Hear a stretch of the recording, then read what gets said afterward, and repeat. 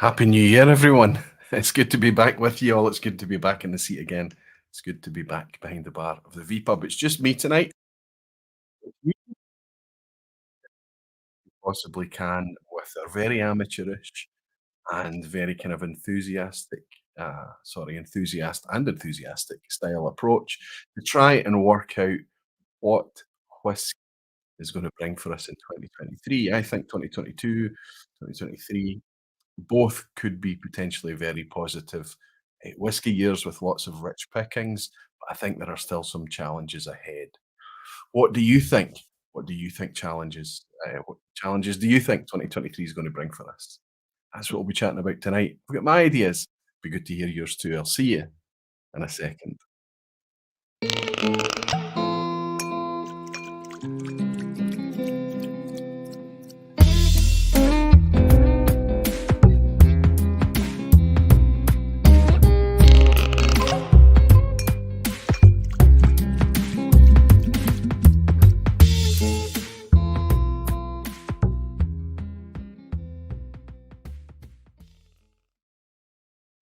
Hello, whiskey folk. Hello, everyone, and Happy New Year. I don't know how many weeks can go by and you can still legitimately say Happy New Year, but in Scotland, we continue to say Happy New Year well into January, sometimes a wee bit beyond if it's the first time you've seen someone.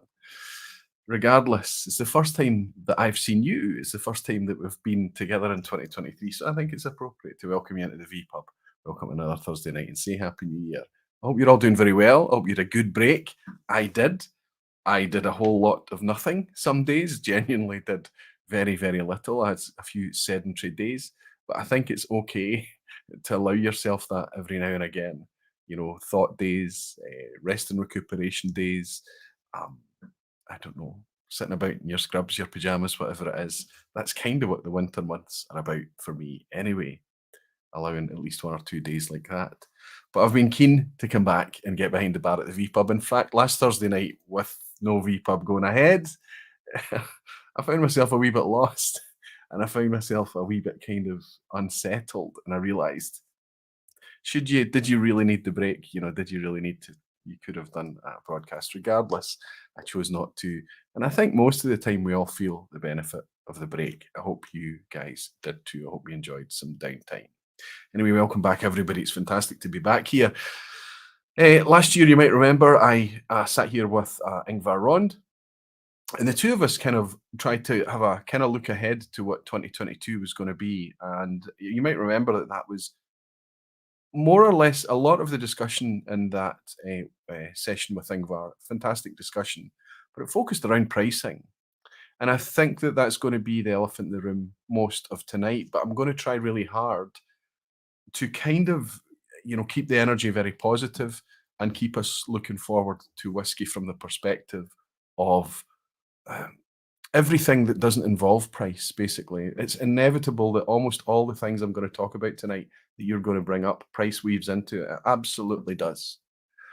But, and there is a but, there is still ways to continue to enjoy whiskey, even as some things go out of reach for us. Anyway, I'll go through what I think we're going to be looking forward to in 2023 after I jump into the lounge and welcome some of you beautiful whiskey folk and dedicated barflies. Mike, am I late tonight or something? How can there be over 260 of you in already and we've just opened the doors? Maybe it's pent up demand after me missing last week. Graham Young is in. Good to see you, Graham, saying cheers, Aquaviti. So good to be back at the vPub. So good to have you here, Graham, as well. Brilliant stuff. Graham Fraser is here. Jimmy Legg, of course, Jimmy, wonderful to see you. I noticed a comment from you coming in earlier wondering if it's been 2 months since the last vPub. Only 2 weeks, buddy, but it does seem a wee bit longer. It's a new year. Peathead is here. Good to see you, Frank. Hellswood is here. Good to see you, Helen. I hope you and Andy are both doing well. Ephead, my friend in Norway. Rolf, good to see you, buddy. And my friend Max over in Vienna and Austria. Scotch on the Bayou, Leanne, we managed to get together and do a stream last Sunday night together. We did a wee blind challenge sent in by Andrew Butler as well. Fantastic fun to hang out with Leanne, and I'll be seeing and I'll be welcoming her in Scotland a bit later in the year. Yash Desai is here saying evening and Happy New Year, Roy. Happy New Year to all the Barflies too. Thanks, Yash. Nice to have you in and Happy New Year, buddy. And MM Carster saying Happy New Year too, along with Tom Elmer. I think 2023, says Tom, will be a pleasant surprise. More natural presentation all will be the order of the day. Hey, I can dream. Lots of the topics that I was using for the predictions tonight, Tom, I realised that they could actually be completely dedicated vPubs, the topics. So I pruned back a wee bit on the topics. I hope I didn't prune back too much. I hope there's still going to be some interesting things to talk about tonight. But regardless, definitely we all hope, and in fact, a lot of the things that I've put down here are kind of from the perspective of optimism and hope that we're going to see that. And if we're enthusiasts, that's something that's very dear to us. Natural presentation. And it's not because we know for sure that all the whiskies will be better if they're fully naturally presented. It's because, generally speaking, if we're given a choice and based on our experience of years and years and years of drinking malt whiskey or drinking dozens and hundreds and more malt whiskies over the years, we realize that the naturally presented stuff tends to bring more interest, more flavor, more texture, more mouthfeel, more value, more quality, more integrity, and all of those things that we chase as we become more and more experienced. Doesn't mean that we need to discount everything that's under 46%, for example, or something that we know has had some color added or has been chill filtered. It doesn't mean we need to discount it, but we can still campaign for more natural stuff. Hey, Whisky with Molly, Ben is here last Thursday. It was so bad, I was forced to watch The Apprentice. Come back, Aquavite. Thanks, Ben. It's so nice to have you in, buddy. And I hope you enjoyed your wee episode of The Apprentice. It's a show I never really enjoyed that much. Petehead Frank is here saying, evening, Roy. But we frog in my throat tonight. Might have practice.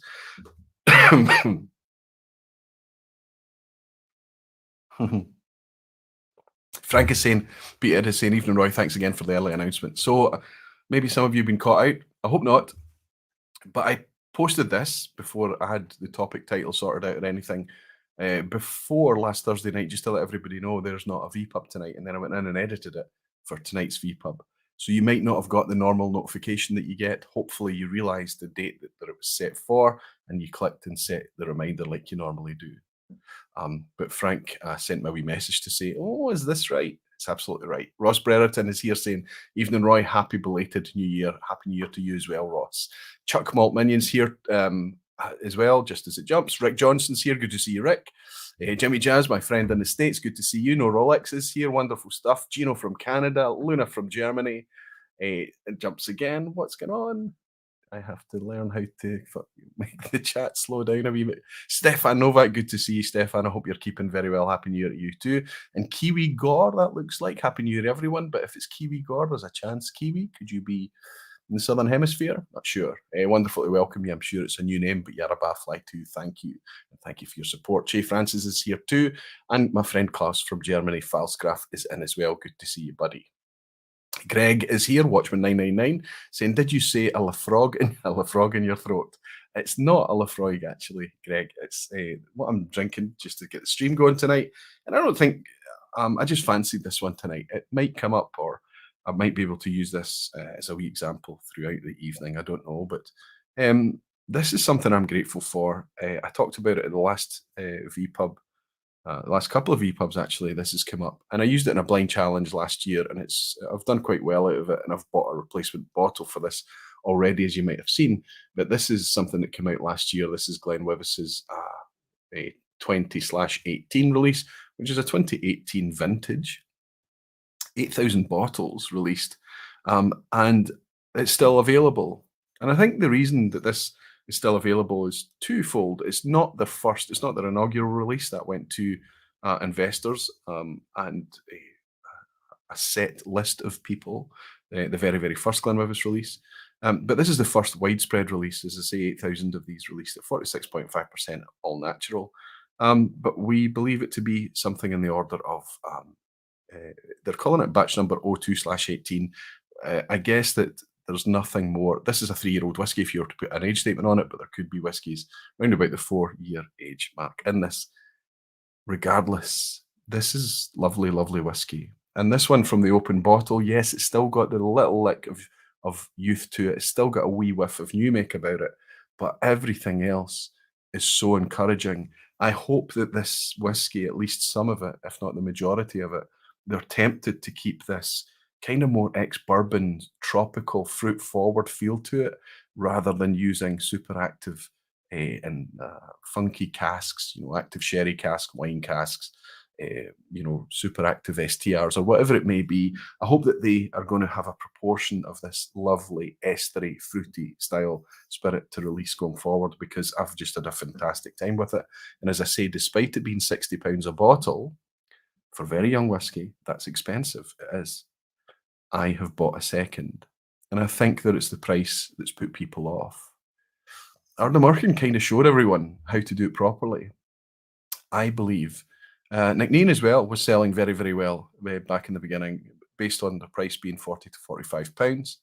And I think that that's kind of a fair price. I hope that the distilleries are able to recoup some money and recoup some of their investment at that price point, because I think once new whiskies come out at 50 and 55, 60, 65 pounds and above, like a lot of the English distilleries, certainly a lot of the Irish distilleries, I think it's harder to justify it.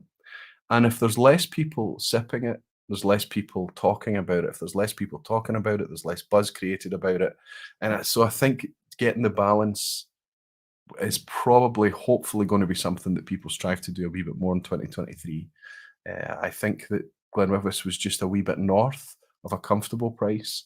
But once you've got your head around the bottle, I mean, I wouldn't say I was happy to pay 62, 65 pounds for a replacement bottle, but I was, let's say, pragmatic about it, because I knew I liked it and I wanted to have it around a wee bit longer.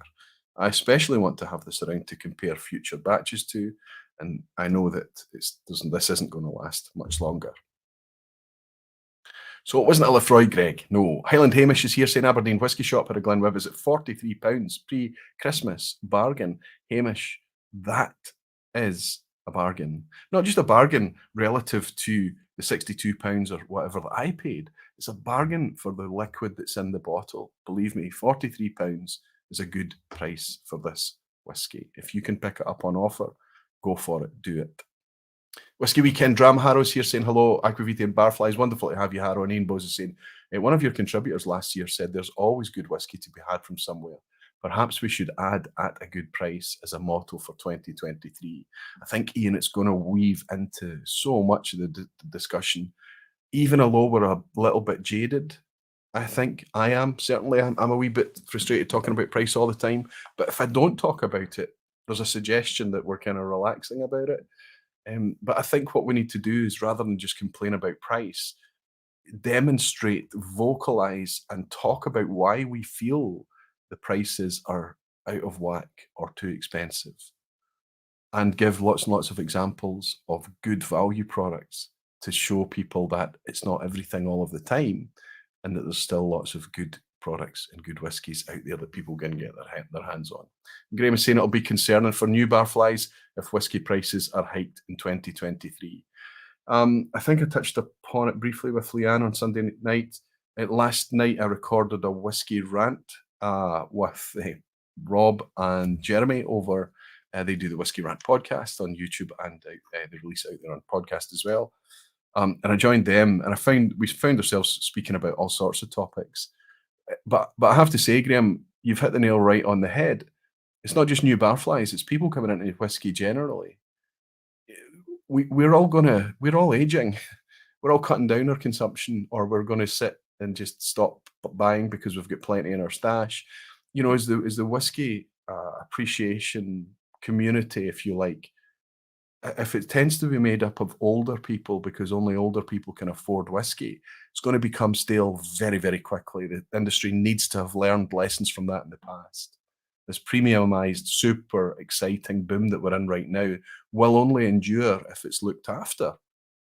And one of the ways that we need to look after it is to keep the scene as inclusive as possible, to make it welcoming for younger folk to come in, not to make it feel intimidating, elitist, whatever it may be, to make it as representative of possible as how we envisage a vibrant, healthy whiskey scene in the future.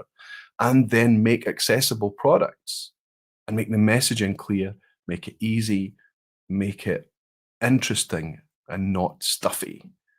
in order to bring in people who are genuinely interested to taste, to enjoy flavour, rather than to just drink, especially at a young age.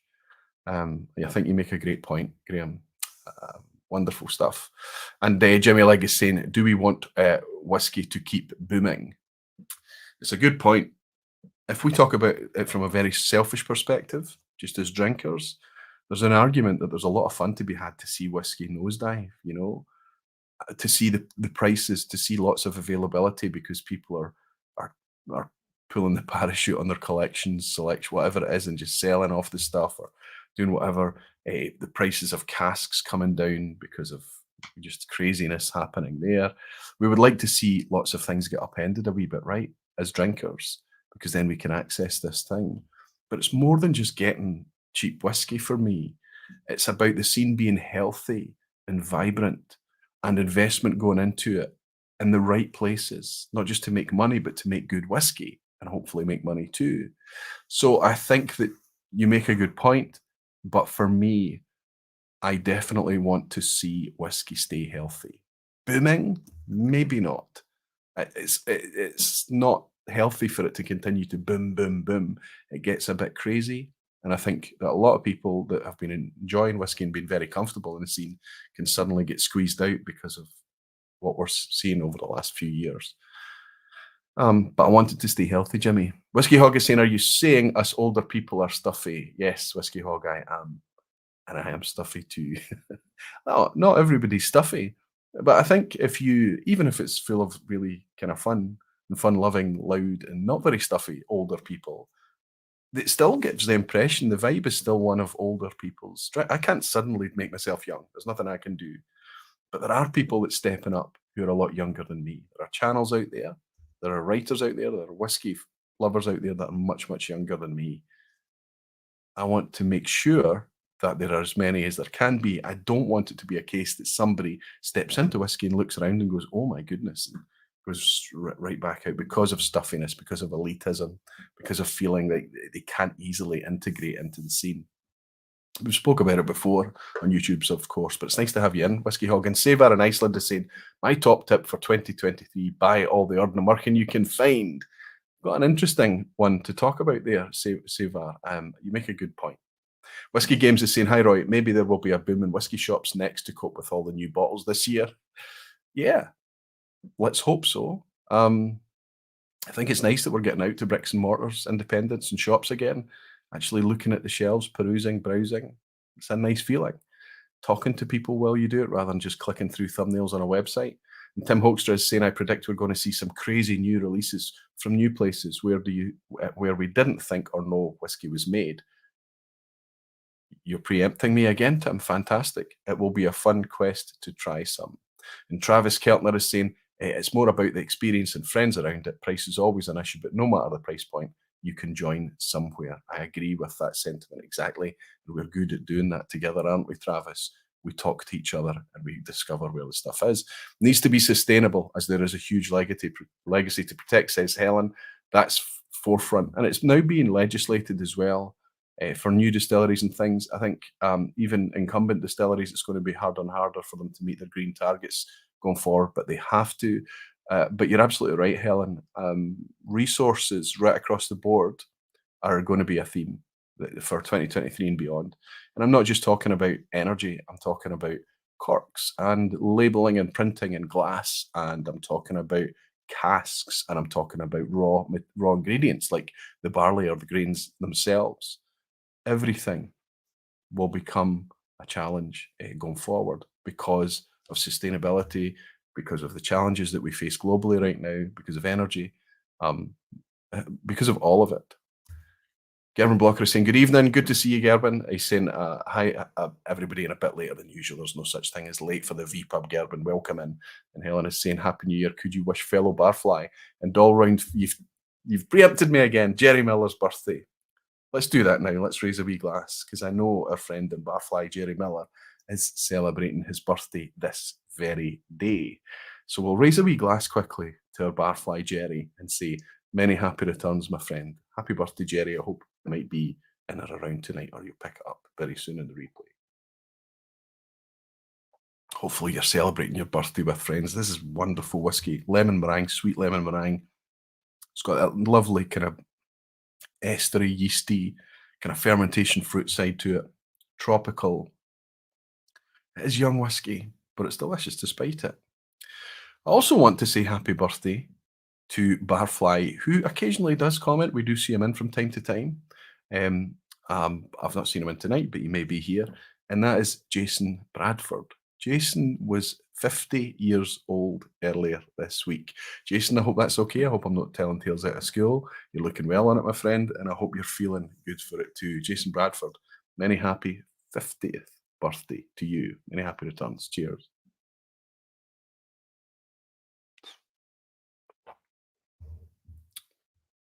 We drams come in from David.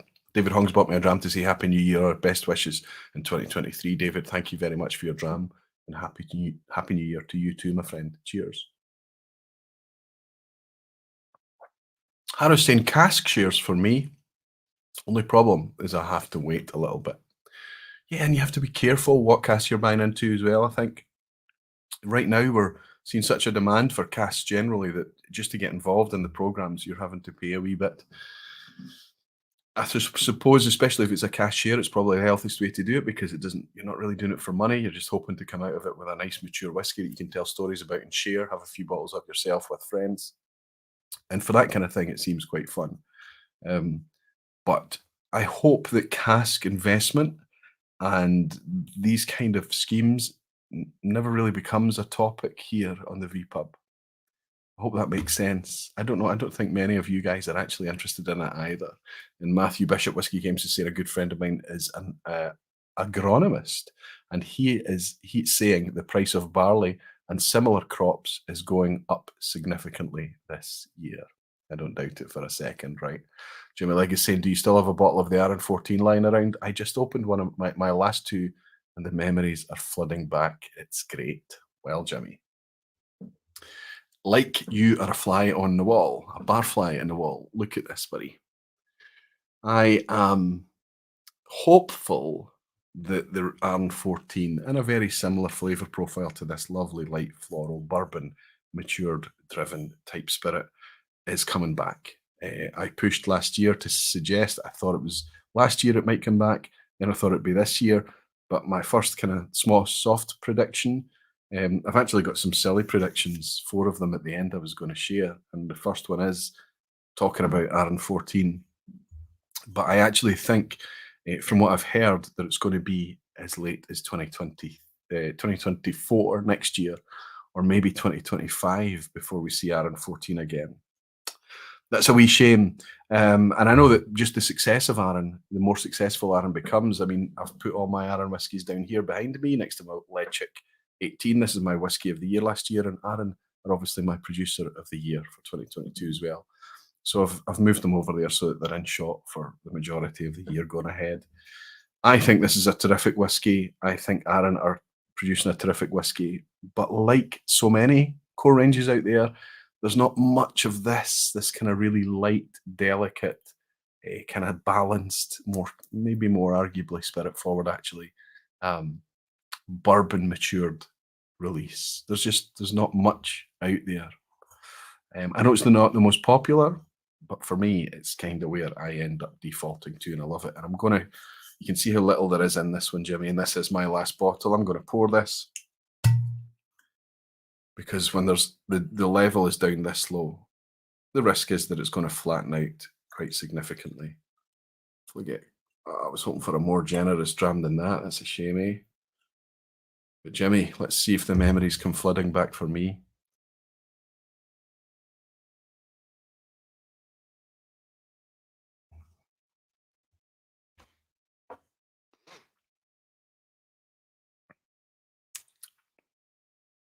Aye. Fresh, vibrant, light, delicate, spirity. If there's sherry casks in this, it's very, very light touch sherry casks. This is all about the bourbon cask. Sweet and floral. Be a lovely springtime dram, but honestly, good whiskey, good quality whiskey like this, you can enjoy any time at all. So we bottle kill. There's another one coming up a wee bit later. Probably, I mean, this was once my whiskey of the year. I think if I go back to 2018, I think Arran 14 was my whiskey of the year. And I think it was £45 or less back then. If this was kicking about right now, I expect this to be at least £55 probably for Arran 14, fully natural, presented.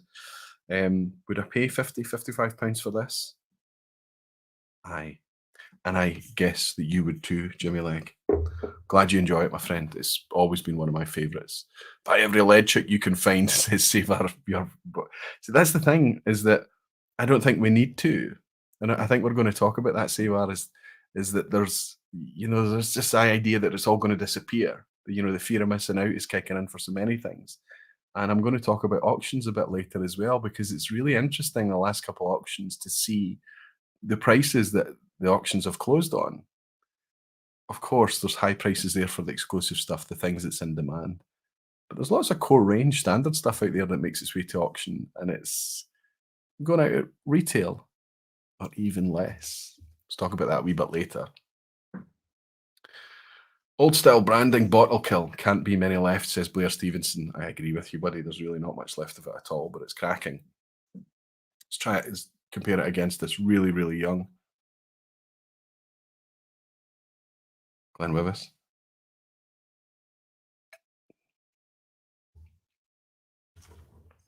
The alcohol's more obvious in this, despite being 0.5% higher. The reason for that is it's a younger whiskey, fresher. And this Arran, I've been savouring it. There's only been a little drop in the bottle for a long time.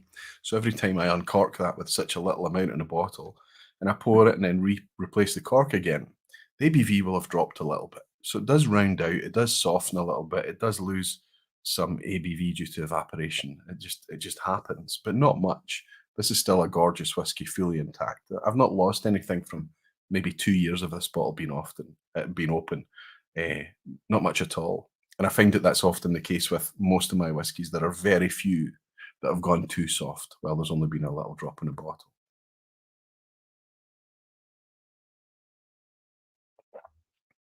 Ian Bruce is saying sad news this week on the loss of McCarthy, the original owner. That's right, absolutely. It was very sad.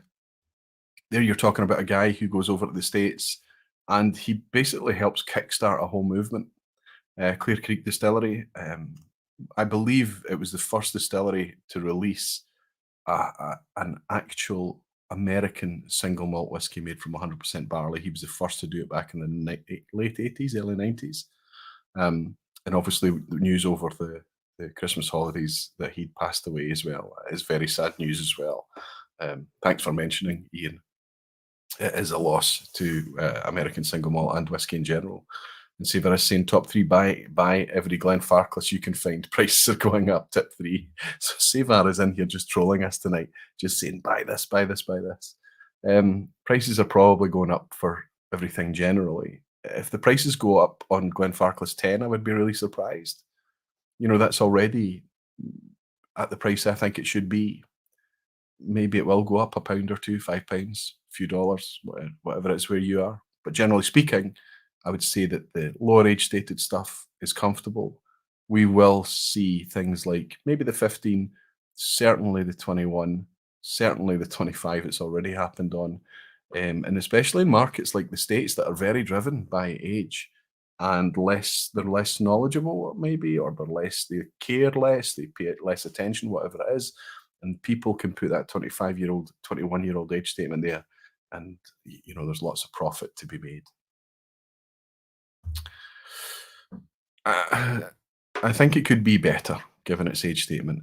Glenfarclas has always been loved and been given a bit of a buy, despite its varying batches and its occasional drop below quality, to be honest with you, because of how good value it was. There was no truck to be had with them because of the price. But Glenfarclas, for me, if they go up and go toe-to-toe at 25-year-old with other 25-year-olds, they're going to need to find consistency, and they're going to need to find this is they make wonderful whiskey, make no mistake, but their official releases at 21 and 25 years old could sometimes be a little bit subpar. saved. They were only saved by the fact that they were such good value. Justin Wan is saying, if Glenfarclas up their presentation, I'd be happy to pay a bit more. I agree, Justin. What a shame it is, what it is now. And Petehead is saying, report 370 in and only 118 thumbs up, must be improved. You know, maybe that's a New Year's resolution I need to make. I need to remind people just how helpful it is for me if there's a thumbs up. And it's not just because I need YouTube to help promote and things like that. No, YouTube does like it. But if somebody's dropping in and saying, am I going to listen to this guy on YouTube, this vPub guy, what's this all about? And they see lots of people leaving a thumbs up, and that ratio of thumbs up versus the view count, that's a very reassuring thing. We all do it. It's appreciated. So thank you very, very much. And thank you, Frank Petehead, for calling it out. Graham Fraser saying, Glenfarclas 21-year-old has already been discontinued due to lack of stock. There we go. And Sivar is saying Glenfarclas are fantastic in my books. Sivar, I wonder how you would feel if the prices jumped considerably. Let's have a wee go on this, Arran. As I bring up my first topic. So how are we? We're half an hour in. Let's get these predictions underway. I've got a few topics, a handful of topics that I'm going to bring up to speak to you and see what your take is. I've also got one or two comments in here from the Patreon folk that I asked them, and we'll just get a bit of feedback from those guys as well, see what they're saying, and we'll obviously be dipping in and out of the chat throughout tonight to see what your take is on it as well. We've been talking about Glenfarclas age statements, talking about this 14-year-old Arran, and I've sipping it alongside this. They're not the same whiskey, not close, but they are single malt Scotch whiskies. And, you know, in profile, mostly ex-bourbon, led, fresh, clean, fruity whiskies. But they're very different in one very dramatic respect. The 14-year-old is discontinued, of course, and the Glen Wyvis is a brand new whiskey. But I think what we're going to see throughout 2023 is, and I didn't want to say the end of an age statement. I didn't want to say that it can be dismissed, that we don't care anymore. Let me say from the outset, transparency is crucial. The more information we can have about whiskey, whether it carries an age statement or not, the better. SWA regulations make it difficult for you to share too much, but it's not impossible for you to talk about the concept why a whiskey's been put together. And you see people like Brooke Laddie and certainly Arran putting things in place for us to understand exactly what makes up our whiskey. Even in the case of blended malts, Compass Box have shown how much work can be done to let us know what's in our whiskey. For the people that are curious, for the casual drinkers who don't really care too much, you know, it doesn't emblazon the front of the label or anything. It's not up in their face. It's hidden on a website through an inquiry, through a QR code, something like that. But we can find out the information. Transparency is still going to be super important. However, I think that as the years are ticking by, there's a few things happening that's making us care a wee bit less about age statement. Bear in mind that we've come into this single malt whiskey boom with age statements becoming amped and increasing. More and more, you go back to the 1980s, all the core range was 8 and 12 and 10 years old. And occasionally there were some older things that came out. Certainly some older things came out from indies, and there were special releases and things, but generally the core range focused on something around that age. Then as the stocks permitted, quite honestly, and they could sell older product, and yes, back in the 80s and the 90s and into the early 2000s, absolutely it was being undersold. So you could buy very cheap 15, 18, 21-year-old and beyond age-stated whiskies. That helped us become quite fixated on ages. I was always looking at a bottle of whiskey at the age statement would tell me, it would give me a measure of investment on the producer's part. This was made 14 years ago. This is a 14-year-old whiskey, and the youngest component in this is 14 years old. It gave us no clue as to what the oldest component was. Is it all 14 years old? Is it all kind of a vintage?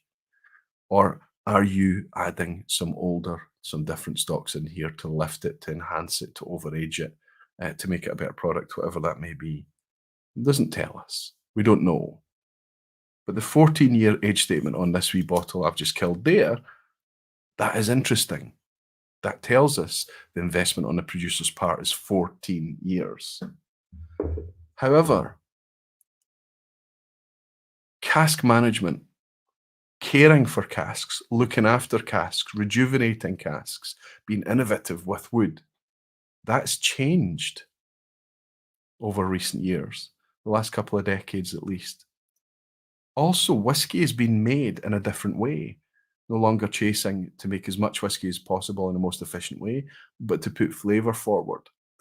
Theoretically, to put out to produce whiskey that can be sold at a much younger age. And we're seeing that whiskey sold at a younger age. And these people know, these producers know that it's not appealing to turn out this whiskey and say, I don't know, Glen Wyvis 3-year-old, £60. So they're not putting the age statement on there. Okay, as enthusiasts, we know that we can look into this thing and we can work out what the age of this is. I've just noticed on the back that it's saying 25% first fill Oloroso, 15% refill, 60% first fill Tennessee whiskey. So that would suggest to me 60% first fill Jack Daniel's cask, 25% first fill Oloroso, 15% refill whiskey. But again, still bourbon led and flavour. Fantastic. I should have spent a bit of time reading that before I spoke about it earlier. So I think the age statements, we are becoming a little bit more relaxed about it. I'm not saying that we're going to see a decline in age statements necessarily, but I think we're going to defocus from ages a little bit. Look, Ardbeg have been pretty successful, I think, with a 5-year-old age statement on their wee beastie. So we know that we're becoming a wee bit more relaxed about that. It's okay. It's nice to see single-digit age statements. It's nice to see that confidence, and it's nice to see that they're being successful. Hopefully, it reassures them to continue, and it reassures other producers that they can go the same route. However, with some transparency, with us knowing a bit about the distillery and about what goes into the makeup of the bottle, we're becoming a bit more relaxed about age statements. I'll give you an example. This could have easily been my whiskey of the year, and none of you would have had much complaint with me if I'd done so. You might have complained about the fact that you can't get it, that it was a one-off release, and once it's gone, and it's not a core range. So, of course, it was going to be difficult for me to do that. I'm going to pour a wee sip of this. This has been my decadent treat over Christmas time, and I've loved it. Just pour a wee drop. But of course, I've got another Ardnamurchan in my hand. And the reason that I'm talking about these guys again is just because of how good this whiskey is and that lovely little QR code on the back. The QR code is unique to every bottle, I think, with Ardnamurchan. So when you scan it, it'll tell you your bottle number, and then it'll go off to tell you literally every detail you could ever wish or want to know, and lots of superfluous detail that they're thrown in there for fun, honestly. Just really, really transparent to an absolute to the nth degree. Fantastic stuff. How many of us sit and enjoy this Madeira cask and say, "Oh, I wonder how old this is"? I don't think it makes up any of the appreciation at all. Certainly not for me. I think I've just got my head around the idea that this is probably 5 or 6-year-old whiskey, maybe 7-year-olds at the most, being Ardnamurchan, but I just know that it's going to be of that order. What's happened with Ardnamurchan and distilleries and producers like Ardnamurchan is that they have just led us down a path of comfort and reassurance. That even the ones that we don't enjoy as much as the previous ones are still not going to fall below a minimum level of quality.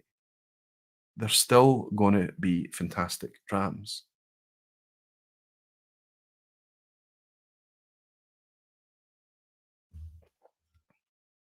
This is cast strength. This is really, after these two 46 percenters I've sipped, this is suddenly bringing lots of warmth and lots of spice, lots of winter cooking spices. But it's lovely and sweet. And I put it to you that you can still taste that Ardnamurchan signature underneath. You can taste a little bit of almost like a slate-like, pebble-like, mineralic thing that we always talk about. Some people talk about seashells, other people talk about, gravel and sand and seashores and all of these things. It's still there. The fruit is still there. This Madeira cask kind of brings the fruit towards a kind of boozy, cooked fruit, prunes and plum type thing, but it's just been such a reassuring whiskey. And I just don't even care about the age. Interestingly, Alex Bruce came on to accept his uh, Best New Distillery award for the Oswes in 2022. And Ralphie and I hosted him there, and he came on, and we talked directly about age statements, and he backed that up. And he almost kind of extinguished any hope of us suddenly seeing an Ardnamurchan 8-year-old being released or an Ardnamurchan 10-year-old in the future, because he talked about the concept of age statements not having the relevance that they once did. Things have changed and whiskey has been made in a different way. I think that not only do I think 2023 is going to continue with that trend, but I also think we as a community will probably care a wee bit less about age statements going forward in 2023. What say you? Let's catch some of this chat. Ian's saying he's enjoying Douglas Ling's Timorous Beastie right now. I think malt blends may be a new route for me. I have had lots of pleasure from fantastic blended malts, really incredible stuff. Remarkable regional malts from Douglas Ling. We've seen Thompson Brothers release with their SRV 5 8-year-old this last past year. Fantastic stuff, been very well received, and it's batch after batch is coming out as well. Of course, Compass Box. You know, we can talk about the price of Compass Box sometimes for their special stuff, but then you look into the makeup of it and you're reassured. You understand why it's a wee bit more exclusive, a wee bit more expensive, but you can't have a complaint about the price of the core range stuff. You know, things that have been around: Oak Cross, Asila, Spice Tree. And I know that the batches come and go. They don't always stick around. Spice Tree's been around forever. Orchard House is a new one in the last couple of years. Fantastic. The winner of the best blended malt in the Oz was last year. If you see the word blended, please don't be put off by that. I'll be speaking more about that in a wee minute. Greg Stafford, that looks like a new name, Greg. It'd be great to welcome you here. I'm just joining in to say a quick word break. During a quick work break. Oh, sorry. But I will catch the rest on replay. Good day to all Barflies. Greg, thanks very much for coming in and saying hello, and thanks for supporting us at Barfly too. Rob Smith is saying, I wish I could get my hands on a bottle of that. The Madeira cask. I know.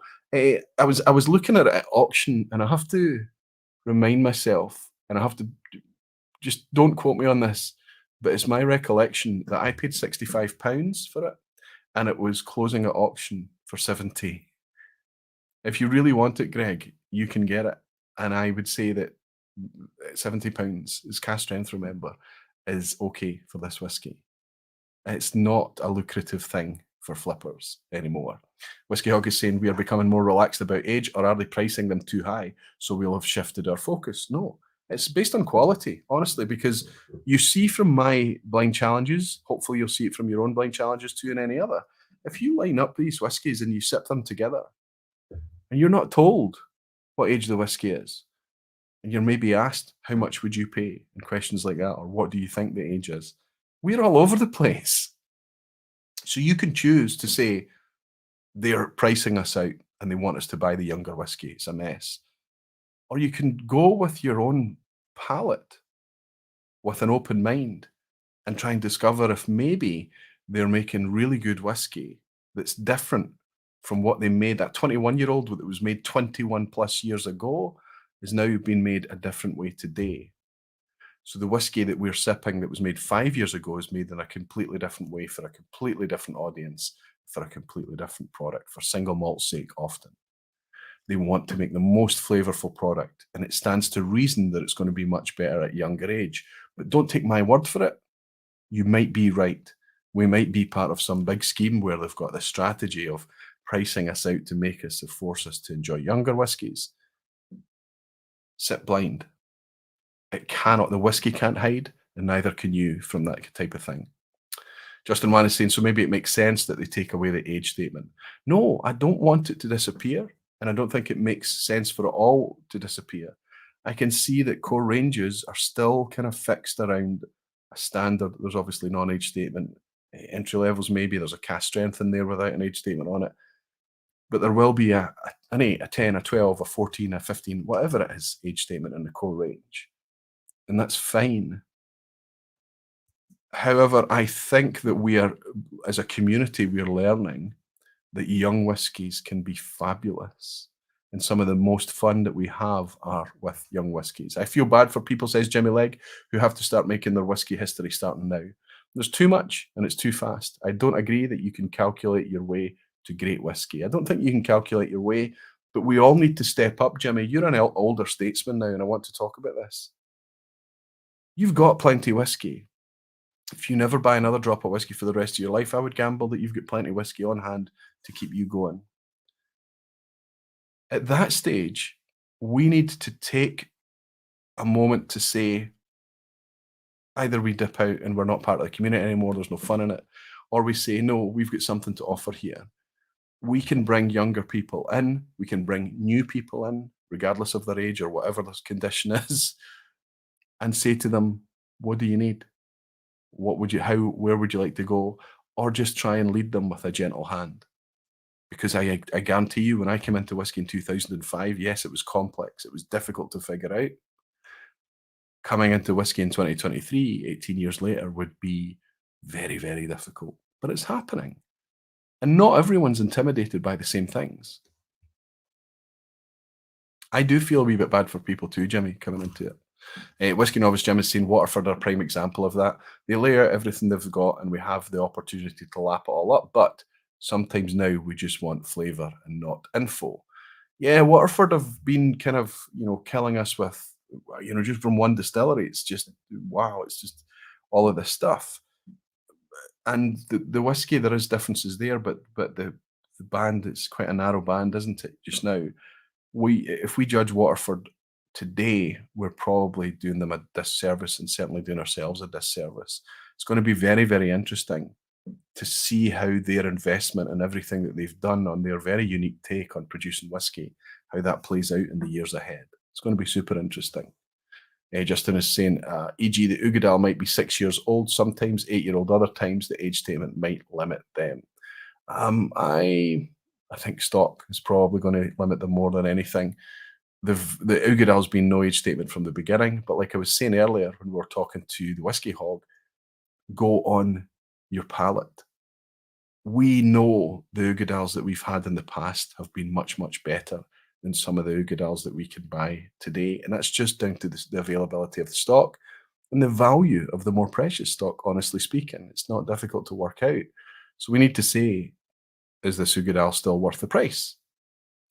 I would say, despite the craziness with our big special editions, their core range is still a pretty solid value offering. Brian Kilco Whiskies is saying, I'm working on small meetups and sample sharing in the New England area. I have so many damn bottles. Good for you, Brian. The more you can share, the better, and the more you can reach out. Michael Henry's in tonight. Good to see you, Michael. He's in Aquaviti. Stock planning, sales forecast accurate for 3 years sales. By the time that's 18 to 20-year-old, it's finger in the wind stuff. Most distilleries, healthy stocks up to 12-year-old, but very variable after that. And when you read that and when you hear that, it just makes perfect sense.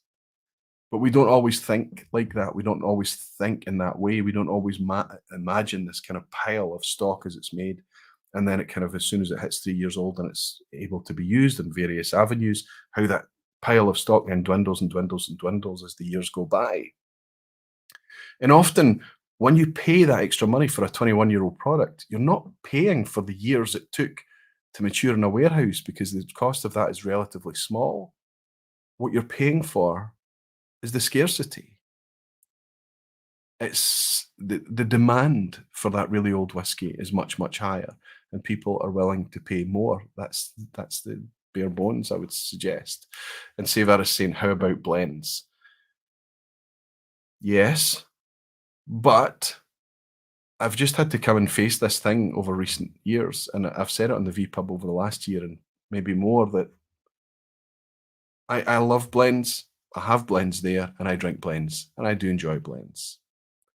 But they're probably about 2% of my collection. That's the fact. I worship at the altar of malt whiskey. It doesn't need to be Scotch, but the majority of it, of course, is. Malt is where it's at for me. It's down to flavour, it's down to texture, it's down to the variety that you can weave into that flavour, the way it plays out with different distillates and from different places. Malt whiskey is where it is for me. That said, There's no way I'm going to just cut myself off and say I'm not going to touch blends anymore. I don't like blends, because I know that that's not true.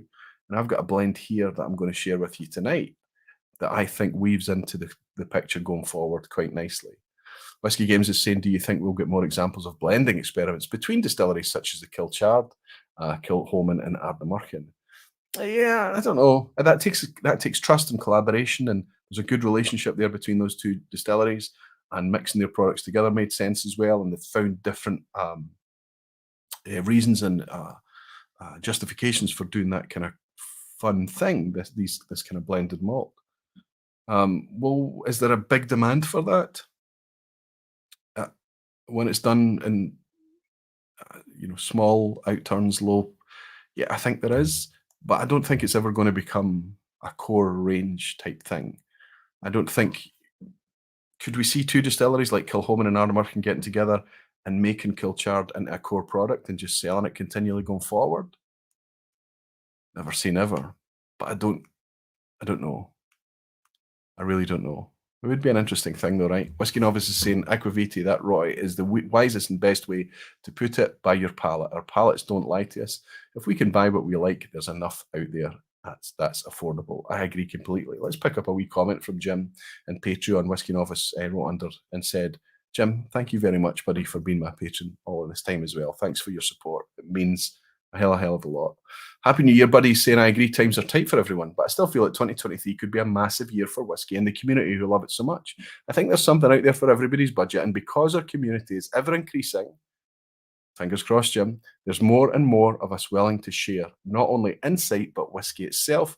Look forward to the year ahead. It has potential. Wonderful sentiment from Jim, very much in line with what I've been saying. So he's talking about being positive for the year ahead, that it has potential. We work together as a community, but also it's incumbent on us all. As soon as we get comfortable in the whiskey scene generally, however it is we enjoy whiskey, if we find and if we discover people who are willing to step in or curious to step in, offer a guiding hand where we can, make sure that they understand that they don't need to rush, they don't need to dash, they don't need to just over accumulate, buy anything that they can, that they can spend a bit more time kind of researching and understanding, and less money is wasted then, less bad experiences too. And Helen is saying some great single grains out there at all ends of the budget spectrum. They make more of an impact, and will they make more of an impact in the coming years? Well, I tell you what we'll do.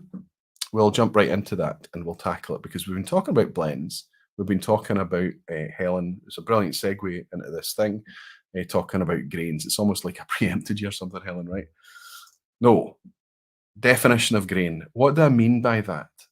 I think we've seen some interesting things over the last couple of years just in Scotch. You look at outside of Scotch and, the way that whiskey production plays with grain is very interesting. So I'm not talking about blends where we've got grain whiskey mixed with malt whiskey in order to make a blend in the context of Scotch whiskey. I'm talking about different ways to handle the grain in the first place. I'm talking about a different way to think about it. Because of the SWA regulations, we've got very fixed ways that we think about how whiskey should be made.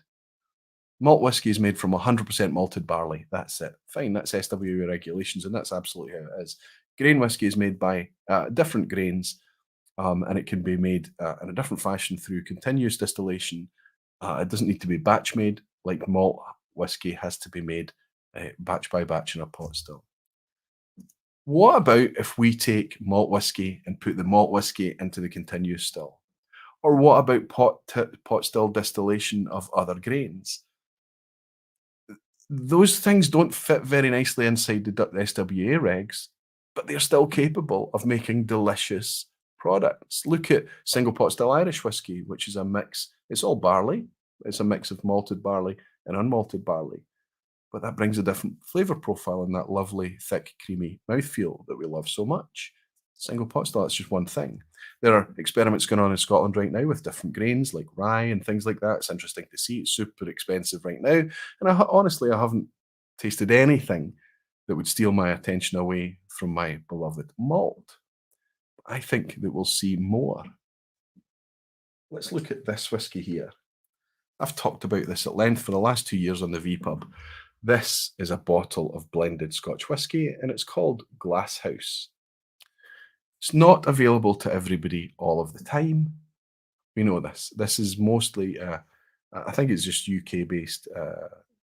Maybe some of it gets into Europe, but I'm not sure. But it doesn't really matter. I want to just talk about it as a concept. But it says blended Scotch whisky on the bottle. It's a blended Scotch. So this at £26, this would go up against. That's what I paid for it. You sometimes get it for. You have to pay a wee bit more than that, maybe 28, 29, but it's around that price. So it's going to go up against Johnny Walker Black Label and other blends like this. And I guarantee you that this is younger than Johnny Walker Black Label, which is a 12-year-old product. But if you were to sip this whiskey alongside Johnny Walker's Black Label of today, the contemporary Johnny Walker Black, this literally runs it up an alleyway, steals its pocket money, just leaves it red-faced and it's not even a comparable product. You can put this alongside single malts and people will not spot that it's blended. And there's a reason for that. Number one, it's 46% ABV, which is fantastic. Good ABV, lots of texture, lots of grip, lovely flavorful. On the palate, it just works very, very well.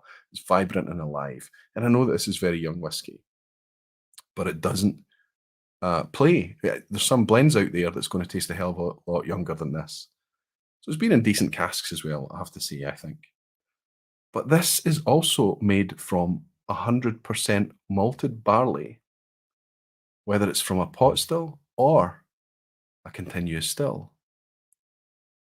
So this is pot still malt mixed with grain whiskey, but the grain is made also from malted barley. So it's 100% malted barley, and it says so on the label. There's no definition for this right now.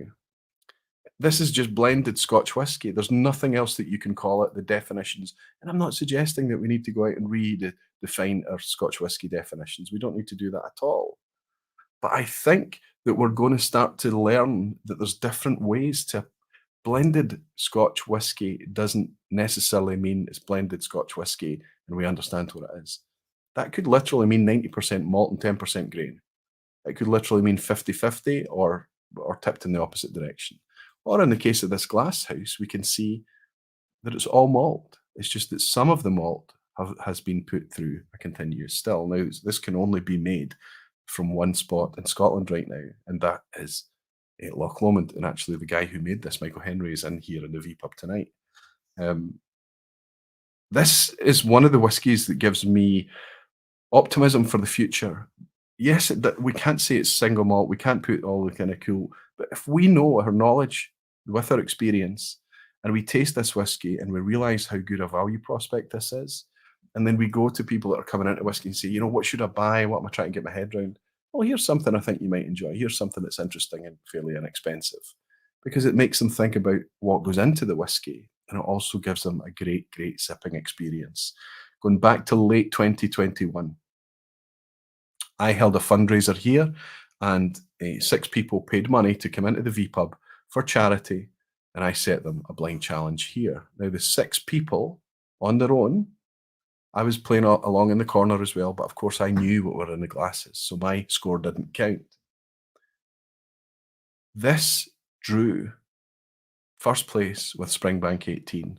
And if you take my invalid score out, I put Springbank 18 first. I knew what I was drinking. This came first.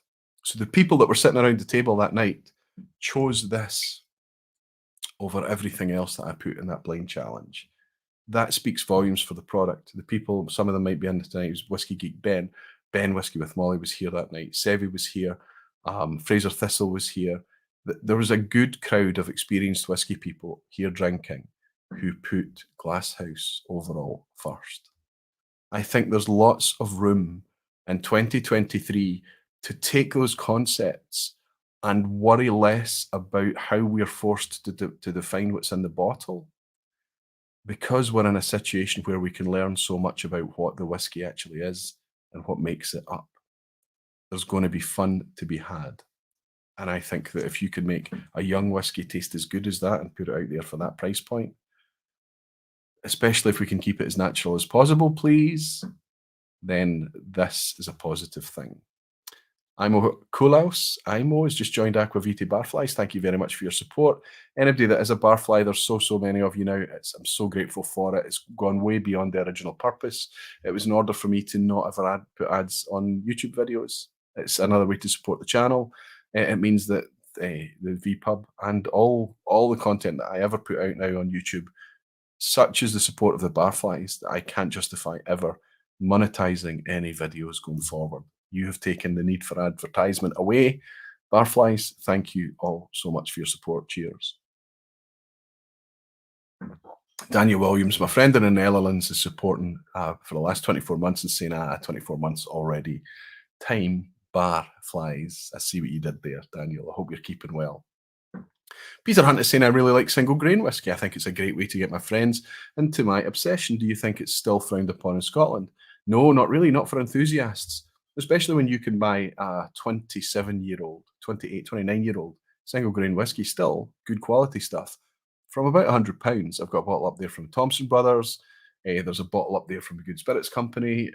I've got a few single grain bottles up there. What I will say, if you're a malt lover, tread carefully and try before you buy with single grain, because it's a different drink. It's not made the same way. Single grain whiskey is grain whiskey. It's been made in a continuous still. It's been made from wheat. More often than not, there are a couple out there that's been made from corn, I guess, historically. I don't think there's any corn being made right now. Invergordon maybe still do some corn, I don't know. But it's mostly made from wheat. And it's mostly put into very, very quiet, inexpensive casks. They're just trying to get it to 3 years old as good as they can. So, grain whiskey is a fantastic thing. But most of the really good grain whiskies you tend to find where we are just now in the 2020s tends to be pretty mature stuff. There's a couple of single grains, interestingly, 10-year-old and 12-year-old that I've tried recently that are still quite good. Surprisingly good. It's encouraging, but would I choose them over a malt? Occasionally, rarely, yes, maybe. More often than not, I wouldn't. My lane is still going to remain because of flavour, because of mouthfeel. It's just where I am, and I have to accept that, and I obviously have to vocalise it to you, so you know when I'm talking about these things. You can add a bit of your own kind of rational judgment into things.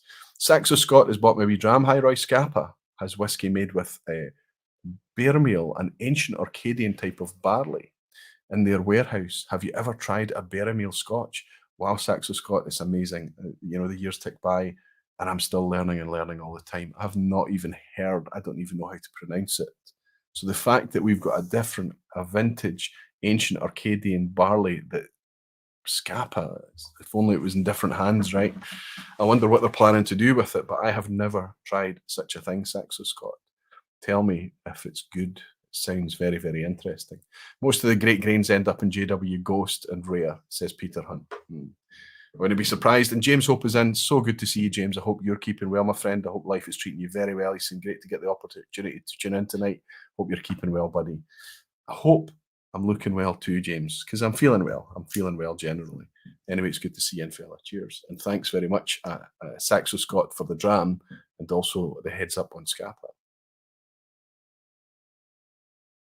One of my fun predictions at the end of the vPub tonight, one of the throwaway things that I've been thinking about is might involve Scappa. Justin Wan is saying, by definition, all bourbon and dry are grain whiskies. And that's right. And you could argue, okay, we don't put it into virgin oak casks to mature it. But the way that grain whiskey is made, even in Scotland, you could argue that it's the closest thing to be half to bourbon. Absolutely. Peter Lee is in saying, how's it going tonight? It's going very well, Peter. I hope it is for you too. I hope that you finished and relaxed. And Ryan Sutherland is saying, fun fact, beer actually originates from Caithness. Beer as in B-E-R-E, beer barley. Harriet Watt have been researching this recently. Yeah, I read an article on some of the funded research going in at Harriet Watt on heritage strains of barley. And interesting it is too. Moving on to my next little thing, I think that all of this kind of weaves into more and more variety for us. And I've been talking about this for a wee while. I love Scotch and I love malt whiskey, and it's obvious. If anybody's been tuning in at the vPub for long enough, that's my lane. It's where I am. But I don't stick to malt. I do try other things. Try and stay as open minded as possible.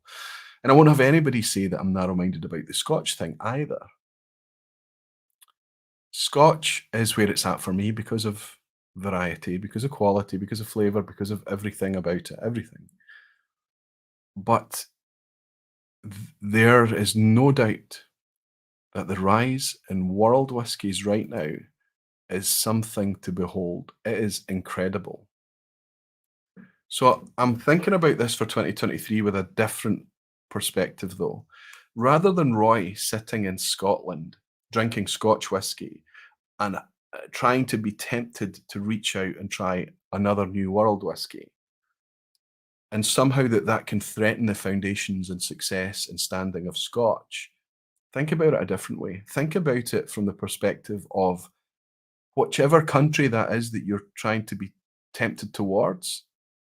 Imagine the people that live there, because they're given their own local whiskey and Scotch. This is a real issue because the quality that's coming from, okay, at the beginning, across Europe, here, there, and everywhere, people are trying to find their feet. It was up and down and a bit ropey, and people were excited about some things and not so excited about others. But the quality, the knowledge, the inspiration that's out there right now in world whiskey is incredible. I'm going to do a wee bit of an uncorking right now. When I was getting ready for the Christmas vPub with Menno, or it was the end of the year vPub actually, when Menno did his quiz, his traditional kind of end of year quiz. This is what he had in his hands. And as we spoke, getting ready for that vPub, I ordered this. So Menno, this is an example of how the community is feeding back to me, and I'm buying based on what the community. Because Menno said he was quite enjoying the whiskey. Now this was less than £40. This is an Indian whiskey. We're familiar with Indian whiskey now, right? We've got Amrut, we've got Rampur, we've famously got the most common one, Paul John. Paul John using 6-row barley, interestingly, typically. Good, confident pop. And I predict we're going to get a glug from this as well, based on the shape of the bottle. We've got a glug before there's any even in the glass. Now, this is really quite dark. Can you see how dark this whiskey is? So you're kind of looking at it and a wee bit cynical because there's no age on this. This is young whiskey. It's from India, subtropical climate. It's going to mature very, very quickly. A lot of kind of evaporation. A lot of alcohol is lost to the angel share. Actually, a lot of water is lost. So we tend to see that the liquid drops quite quickly, but it matures very, very fast. And it also brings on this lovely dark colour at the same time. How do I know this? Because it tells me on the bottle that there is no added colour. Do you see that there? Nice letters just under the characters there.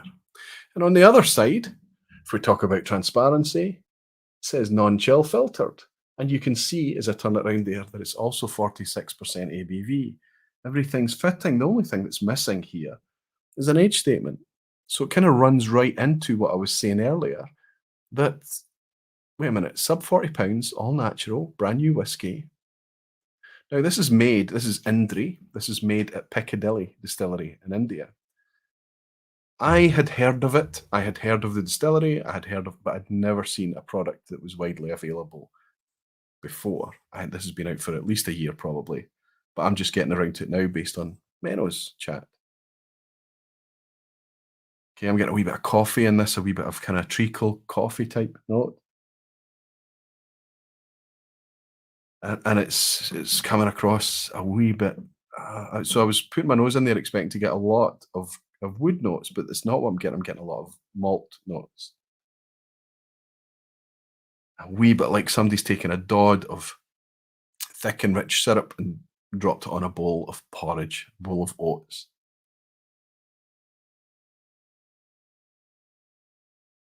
Some mahogany, some wood polish type stuff, but more kind of a solventy side of things rather than the mahogany, the wood, like polished mahogany I'm talking about. Like,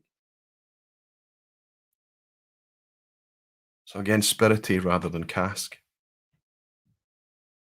Let's have a wee sip.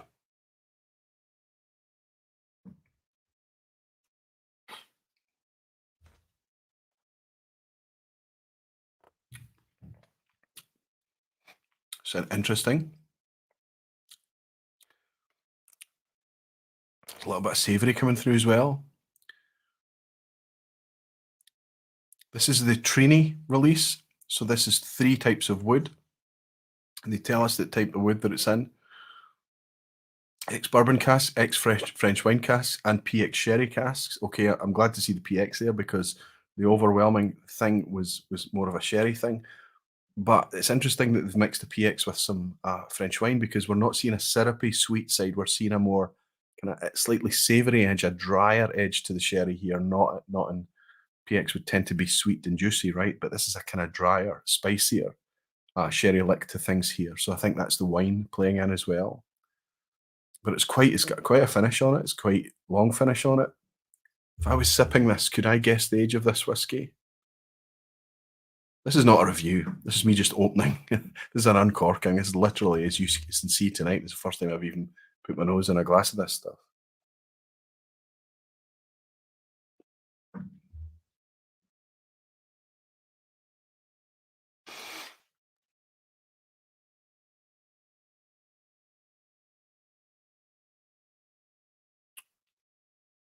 This is good. This is interesting. Could I pick this out as non-Scotch? Maybe. I think maybe. Probably somebody's going to pour it blind for me one day and I won't. But it's still quite unique. There's that long finish is a drying long finish. Spiced.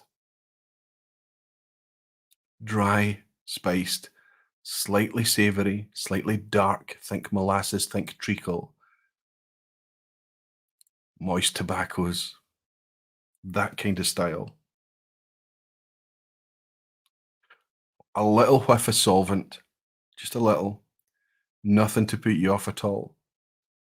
Not acetone, not any, just kind of like almost like polishes and maybe beeswax and things like that. Slightly something, a little kind of, like wax polish, something like this. This is an interesting thing. So I'm going to go back into my Ardmurchan Madeira now. Okay, wow. So that sweetens it right up.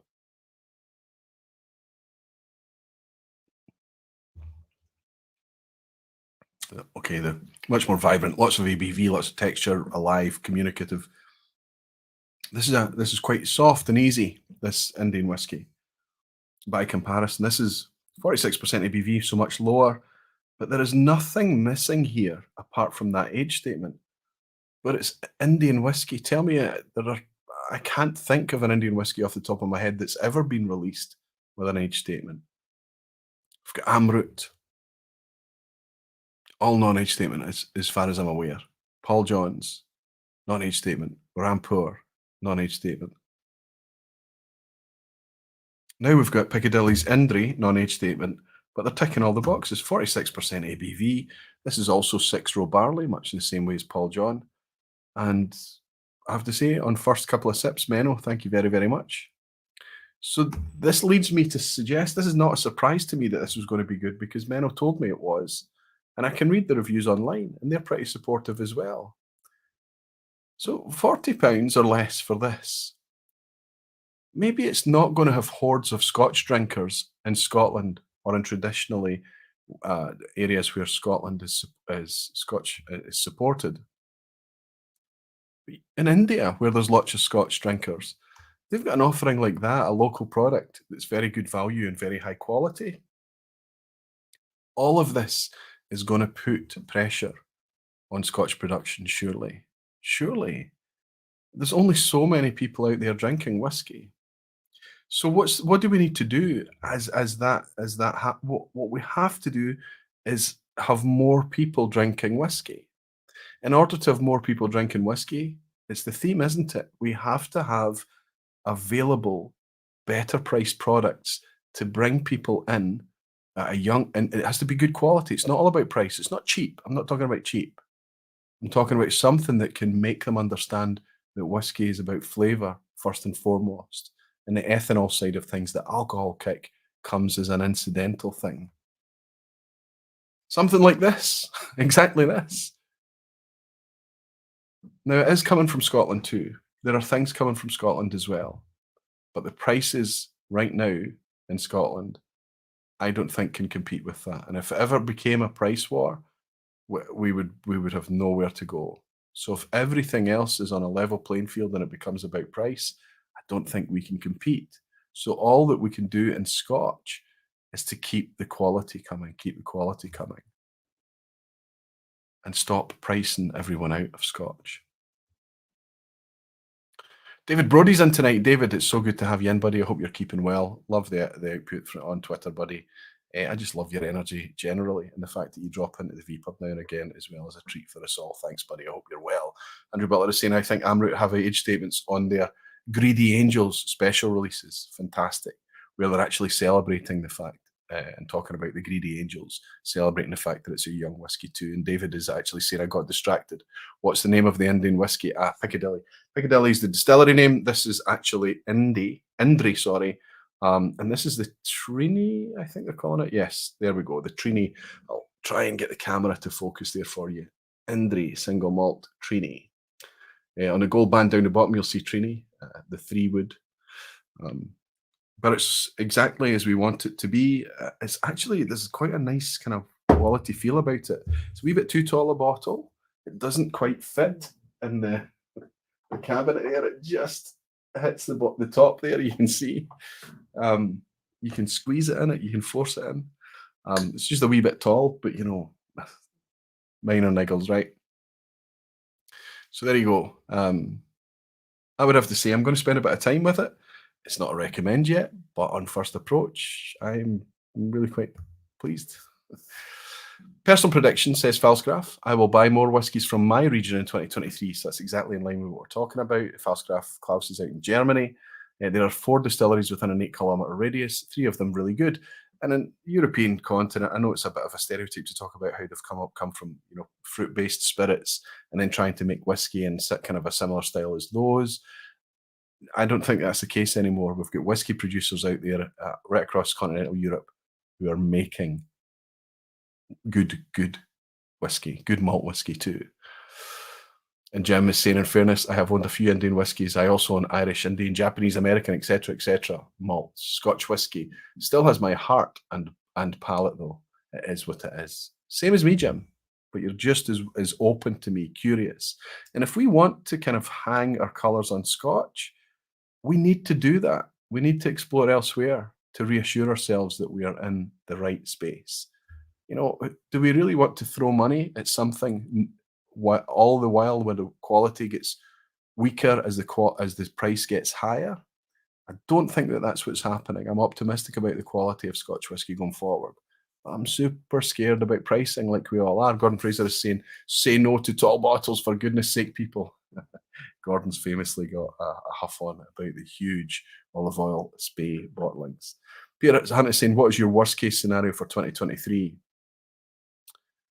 I don't have a pessimistic outlook for us as enthusiast drinkers, Peter, because the worst case scenario is that the market crashes, all of these investment companies and casks, all of the people that's been flipping over the years that have been accumulating, over speculating, all of that comes crashing down.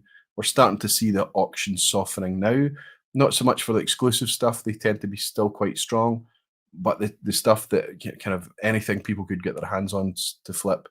Arnamurkin is now going for less than retail. Springbank, even the 10-year-old is still quite strong, you know, but we're still able to pick it up for £70, something like that.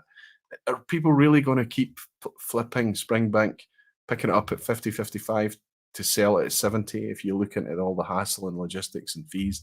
I don't think the margin's there for that stuff anymore. And generally speaking, there's just so many options and so much choice out there that I'm going to talk about options a wee bit more in a bit, but I think that it's starting to soften a little bit and people are being much more selective about what is good auction fodder. So my only kind of negative thing would be if the whole thing starts to come crashing down, but I still don't think we're there yet. I see the optimism in the industry, and I see that maybe they know a hell of a lot more than I do. But I'm just wondering, where are the drinkers coming from? Who's coming in to fill the bottom as we kind of go along our journey like this? Who's coming in behind? Because the more expensive, the more out of reach things become, the more difficult it is for younger folk to come in. Peter Hunt is saying that's already my best case scenario. Thomas saying I'd be happy to buy the flippers overstock for pennies on the dollar pound. Aha. I mean, that's the thing is, as enthusiast drinkers, we can just watch and spectate. If it's expensive and difficult to participate, we'll still work together to find out where we can. And then if it suddenly all come crashing down, um, we can still say okay. But I think the scene has to stay healthy. The integrity, the structure, positive growth has to be part of it. Maybe just a bit more organic. We're going through very, very different times right now, unprecedented times. And Luna is saying, if you're interested in some German distilleries, I can only recommend the YouTube channel Whisky Reason, two Austrians discovering Scotch, Irish, and German. And I wonder if is it in English or German. Not that it matters, because we can get it translated through the powers of Google now, Luna. Thanks very much. Anthony Lambert is saying, there's a lot of very good whiskey distillers now here in Germany, and I'm just getting better and better. Saw the same improvement with Penderyn from my home country, Wales, over the years. So Penderyn's getting better, absolutely. We're seeing more distilleries appearing right across the British Isles, right across Europe, learning from the pool of knowledge that's building over the years of the ones that started maybe 20 or so years ago. Interestingly, back in the 90s, one of the early ones, Millstone. Most of the Millstone stuff is non-stated, and it's pretty expensive too, but it's in demand and it always sells out because it's bloody good whiskey. But Millstone are able to charge €100, £100 for 12-year-old sherry cask whiskey. So when we talk about price, we can't talk about it's all about Scotch. Look at what's happening with bourbon. Look at what's happening with Canadian. Ireland are crazy, honestly. English distilleries, even new releases and young whiskies and things like that, are expensive and pricey. So the Scotch industry is looking at all these world whiskies and saying, look at the prices that they're charging. Well, surely we can do that too. We're Scotch. We make this, and it's a good product. So you can understand it. So it's incumbent on everyone to make sure that when they pick up their whiskey, their local distillery, wherever you are in the world, and you say, oh, it's fantastic, by all means, go and support, enjoy it, buy it. But judge it. Judge it with your head. Sure, enjoy it with your heart, but judge it with your head, because this is the only way that we can keep prices in check, is to make very clever decisions, very wise decisions when it comes to where we put our money. I will do my best in 2023. You guys are all going to be cutting your cloth tighter. You're going to be slowing down, enjoying the whiskies that you have, focused on quality and less quantity. I know that that's the message that you've all told me. I'm going to continue doing the same thing. I'm going to buy at the same rate, because if I'm buying at the same rate, it means that when I overaccumulate, I'm able to tell you and help you find where the good stuff is, where the bargains are. And I'll be holding these whiskies as objectively as I can up against their peers and asking, are these good? Are they worth it? It's just popped into my head right now that I didn't check my mic tonight. I will be no, it's the right mic. Very good.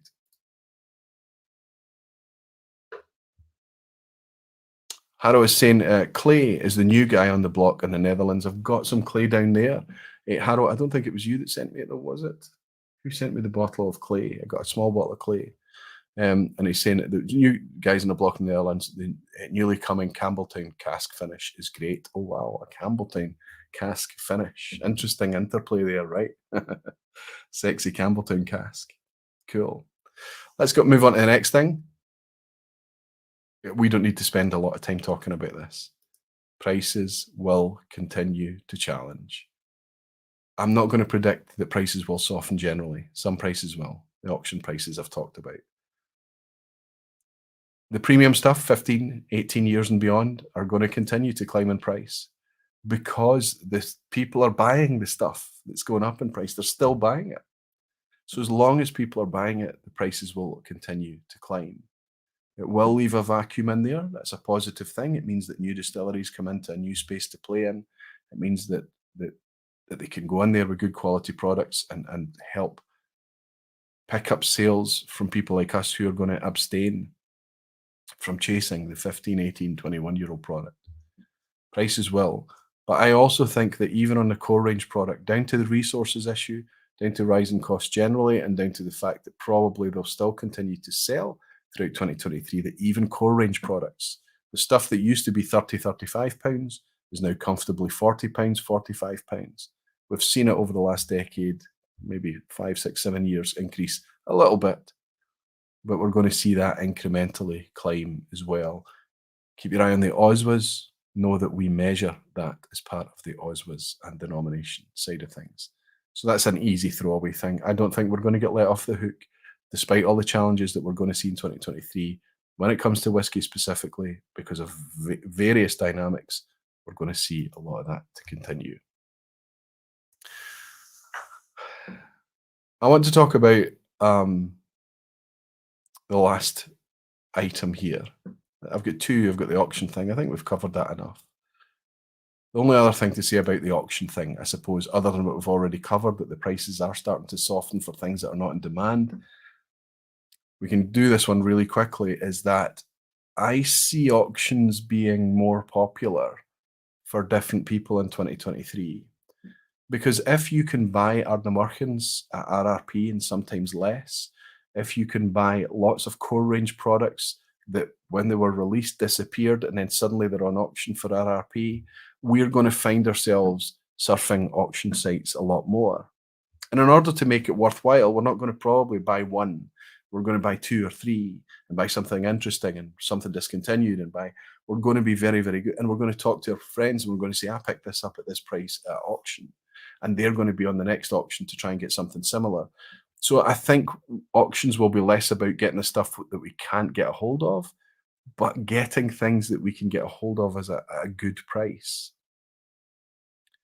I think auctions are coming back to us as drinkers in a certain respect for certain things. Not everything. Not everything. If you're after the latest Springbank 10PX, for example, you're looking at £250 and north of that. If you're after Springbank 10, you can pick it up for 70 quid. If you're after Ardnamurchan, if you're after their single casks, if you're after their early stuff, you have to pay. But if you're after their core release products, even before they changed over to the AD, you can pick it up at RRP or often less. Because Ardnamurchan were putting out 15,000 bottles each outturn. There's lots of it. It was ridiculous that it was disappearing and being offered on auction. Ben Whiskey with Molly saying Lindors selling for £30 on auctions. I expect flippers were looking for twice that price. Another great example as well. And what we're finding from Lindors is bloody good whiskey too. So if you're cruising your supermarket aisle and you see that there's an offer on and you've got £35 for a bottle of X, it's down on offer from £40, £45. Pause. Be patient. Treat yourself to a couple of whiskey auction bargains while they're there. Peter Hunt is saying, I like that. As Southport Whisky Club, our bottles have not got the hype in the auctions. Nobody knows who we are. Well, unless we start talking about it. Great things. I get a lot of good feedback about the Southport Whisky Club and their bottlings. And Ben is saying, I do buy some on auctions, but prefer to support my local bottle shops. Absolutely. We all do. And it's been good getting back into those bottle shops and seeing the, as I mentioned earlier on the stream, talking about just being able to chat over things and browse the shelves. It's great fun. Gordon Fraser is saying patience is the key for auctions. Patience. And FOMO, you know, Gordon, I know as well. If we know ourselves to suffer from such a thing, be pragmatic. Just know that there's so many auctions out there and it's not going to take long till the next one spins around. The whiskey friend Alan is in saying, good to see you, Alan. I hope you're keeping well, buddy. Happy New Year to you. Saying, just picked up an Old Portly 17. £60. My goodness. So that's cheaper than it was before it was discontinued. I think the cheapest I ever paid for Old Portly 17 was 65. And a Glen Murray Warehouse 1 month Thania finish for £50 at auction. Happy chappy. So there you go. That's somebody who was into auctions before he was into whiskey. He was into whiskey auctions before he was drinking it. He knows his stuff. He knows how to cruise the auctions and he knows how to pick up bargains. And he's quite happy to share it that he's done that as well. And now that there's less of a kind of hot chase around Old Pulteney 17 and 21, they're probably available every now and again. Terrific stuff. Okay, my final thing to talk about then is kind of before I go into the silly predictions, is to talk about the channel and to talk about, wait a minute, if we're all going to be purchasing less, if we're going to be focusing on quality rather than quantity, if we're going to suggest that, wait a minute, I've got over accumulation issues here, I'm going to slow down now and I'm just going to drink what I've got on hand. What happens to all of these YouTube creators like the Whiskey Friend Alan, like myself, like everybody out there? Let's Ralphie, every week he's turning up with a new whiskey review and then extras to talk about something that revolves around that whiskey review. What about all of that? Because if people are spending less on whiskey, surely there's less content. There's less to talk about. Because I turn up here week after week and I tell you, I am not here to sell whiskey. That's not what I am here to do.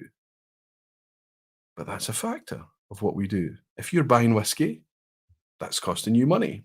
If you're going to be shelling out money, you want to do it wisely. So you get together with a community, with other people that know, and you work with them.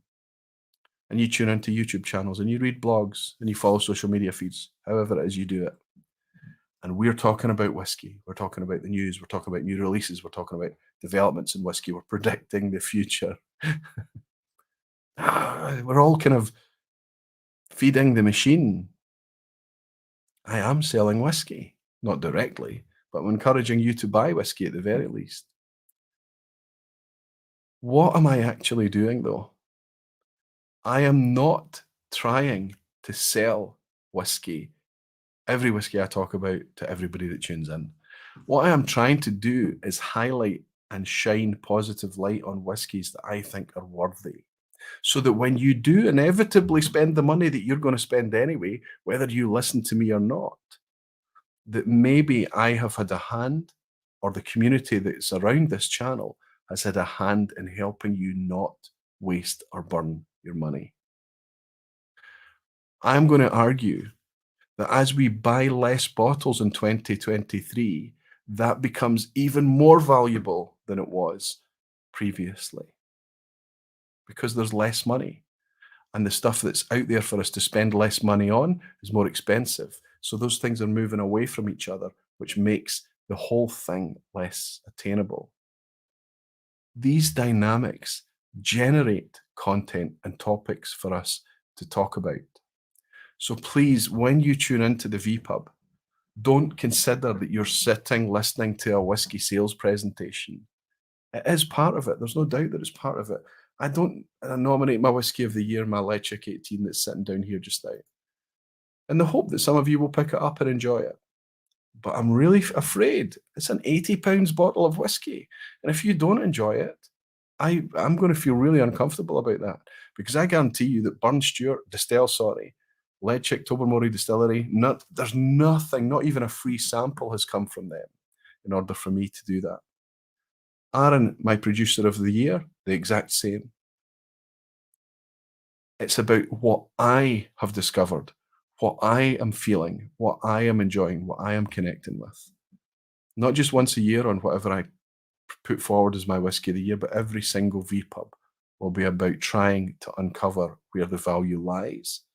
And even when we face all of these challenges, and even as a community, as we choose to buy less, very conscious decision, there is still validity in talking about what is out there. We work together as a community to find the value, always. Falsgraph is saying, I'm not at all afraid that you guys will run out of topics to talk about. It's all about information, not just on buying, but also on how things are done. Fantastic. Thank you, Klaus. Thank you, Falsgraph. And Kilco is saying, I have a crazy stockpile of bottles to review. The whiskey world moves crazy quick with yearly releases. I can't afford to keep up, but that does make videos at my own pace. And I think everybody kind of just follows the pace, right, Brian? What the pace on your channel, they get to know you, they get to know your vibe, the messaging, the bottles that you like, and they tune in. And they do the same for all the other channels that's out there. I mean, YouTube and WhiskeyTube is in rude health. There are so many channels out there. And there are channels that come along and they do content for a while and disappear. But what surprises me is the amount of channels that actually stick around and continue to grow. The Online Scotch Whisky Awards has done a great job of highlighting just how deep a community that is. And as the platform of the Oswas go forward, we'll do more to support whisky beyond YouTube, as we already opened up in 2022. Black Fen is here. Good to see you, buddy. You're definitely to blame for my Tomatin Kuboken stash that started shortly after the vPub on location at Tomatin, where you got lost in a dram of Decades 2. That was a shock to me, actually, because I've got a bottle of Decades 2, and I was enjoying it, but it wasn't blowing me away. But I sat and I sipped it. It was poured for me. You might remember Black Fen, and I know what to expect into this dram, and I go into it, and oh, completely new moment with it. And then I came home, and what's left of my Decades 2 has been torn through. There's very little left now. Michael Henry's saying the more informed we are when buying a bottle, the less risk there is in that. Working as a community builds the collective knowledge and helps us all. That's somebody who makes whiskey for that's his job. He helps us do that. And I think that it bleeds into the products that he's making too, because he believes in that mantra. Jimmy Legs bought me a dram and I missed it. Jimmy, I'm so sorry. Let me catch it, buddy. I think, did I miss another one too? Oops. Oh, you missed a dram, did I? I hope you're just talking about Jimmy's dram. I hope I didn't miss another dram. I think it's Jimmy Legs. Yes, Jimmy's saying having an Arran 14, the first Glendronach 15 revival. The old Pulteney 17 on the shelves reminds me of their discovery. That's what makes whiskey great, the history we have with the bottles we love. Jimmy, I get exactly what you're talking about, my friend. The Whiskey Rev and I will occasionally pour a bottle of whiskey that we discovered together years ago. And there are some special bottles up there that will never be opened until I'm sitting in this room or somewhere with the Whiskey Rev. And it's about exactly what you talk about. It's not just the idea that Glendronach 15 was made 15 years ago and we can consider what we were doing 15 years ago or nonsense like that. It's fun to do. But it's also the moments that we make with the whiskies that we have at hand at any point in time, and they can be super impactful. Jimmy Legg, thanks very much for your dram, buddy, always. Cheers to you.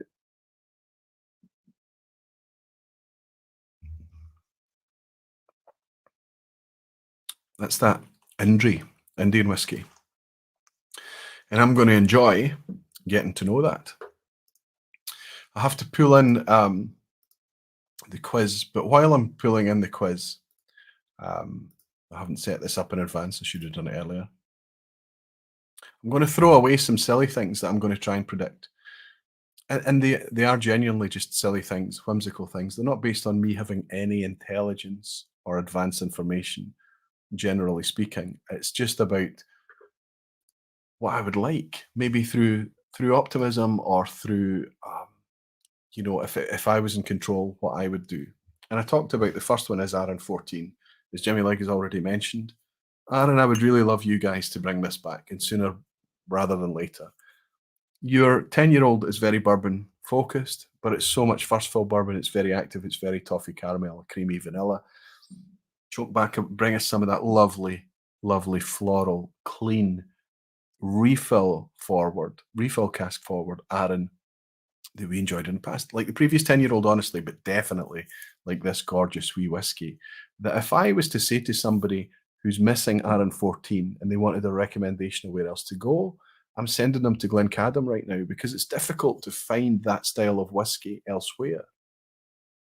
This is a missing place, an underrepresented space in Scotch whiskey, I think, still to this day. A decent teenage age statement on refill casks, mostly refill casks. Sure, there's going to be some first fill in there, whatever, some second fill and beyond. I don't know, something to make up a really clean, elegant, delicate Scotch whiskey. That's what I loved about Arran 14, and I would love to see it back again. As I mentioned earlier in the stream, I don't think 2023 is the year for that. And I did ask directly at Arran if it was a possibility, and they suggested the same. Still, that might be to do with the popularity of the 10-year-old, don't know, popularity of other Arran expressions. But I would like to see that. I think there's a hole in the Arran lineup. I mentioned it when I offered them up as Whiskey of the Year, Producer of the Year. And I think it's a thing. So That's my first silly throwaway prediction. My next one is going to be, and this is based on a wee bit on insider information. Am I telling tales out of school? I think we will see, despite the stories from Ardnahoe Distillery on Isla being they're going to wait till things at least 8 years old or potentially more before they're interested in releasing. I got to taste what is legally whiskey, what is actually whiskey at Ardnahoe last year. Very privileged to be able to taste it. And I think that they are up there with the likes of Glen Wyvis, potentially more so in terms of good quality product at a very young age. Very good quality product. They're ready to release whiskey in 2023. I'm pretty sure of it. Now, the oldest possible whiskey they can have in 2023, depending on when it is in 2023, is 5 years old. I don't know what age they're going to release. Honestly, don't. But I hope that we see lots of more Glen Wyvis product from Ardnahoe and other new distilleries out there. I hope that they step up, but more than anything, I hope they get that price balance right I was talking about earlier. Maybe they're happy to have their bottle on the shelf for a lot longer, but price it a bit higher. Or they're happy to have it on the shelf just for a week or so, or even less or more, but price it fairly. I would rather see the latter. The long-term plan is fairly priced stuff. Okay, if you're going to bring out your inaugural release and your second release at higher prices, then gradually bring it down as the age catches up, and then you'll finally meet yourself at a point of strong competition at some point in the future, fine. But I would like to see Glen Wyvis a wee bit better priced, if I'm honest. I would talk about it much more positively and recommend it much more if I wasn't asking people to spend £60+, despite the good deal that Highland Hamish got earlier. If I wasn't asking people to spend £60+ on it, it would be a much easier recommendation because it's bloody good whiskey. I'm getting silly now. I'm going to get silly. But this is really what I want to happen. I want Benromac to bring their core range out at 46% in natural. Just do it. Just do it. It's not hard. And I go one further and say it's not even going to cost you that much money because you'll save money through no chill filtration and things like that. People will be shouting about it more. You're going to sell more product potentially.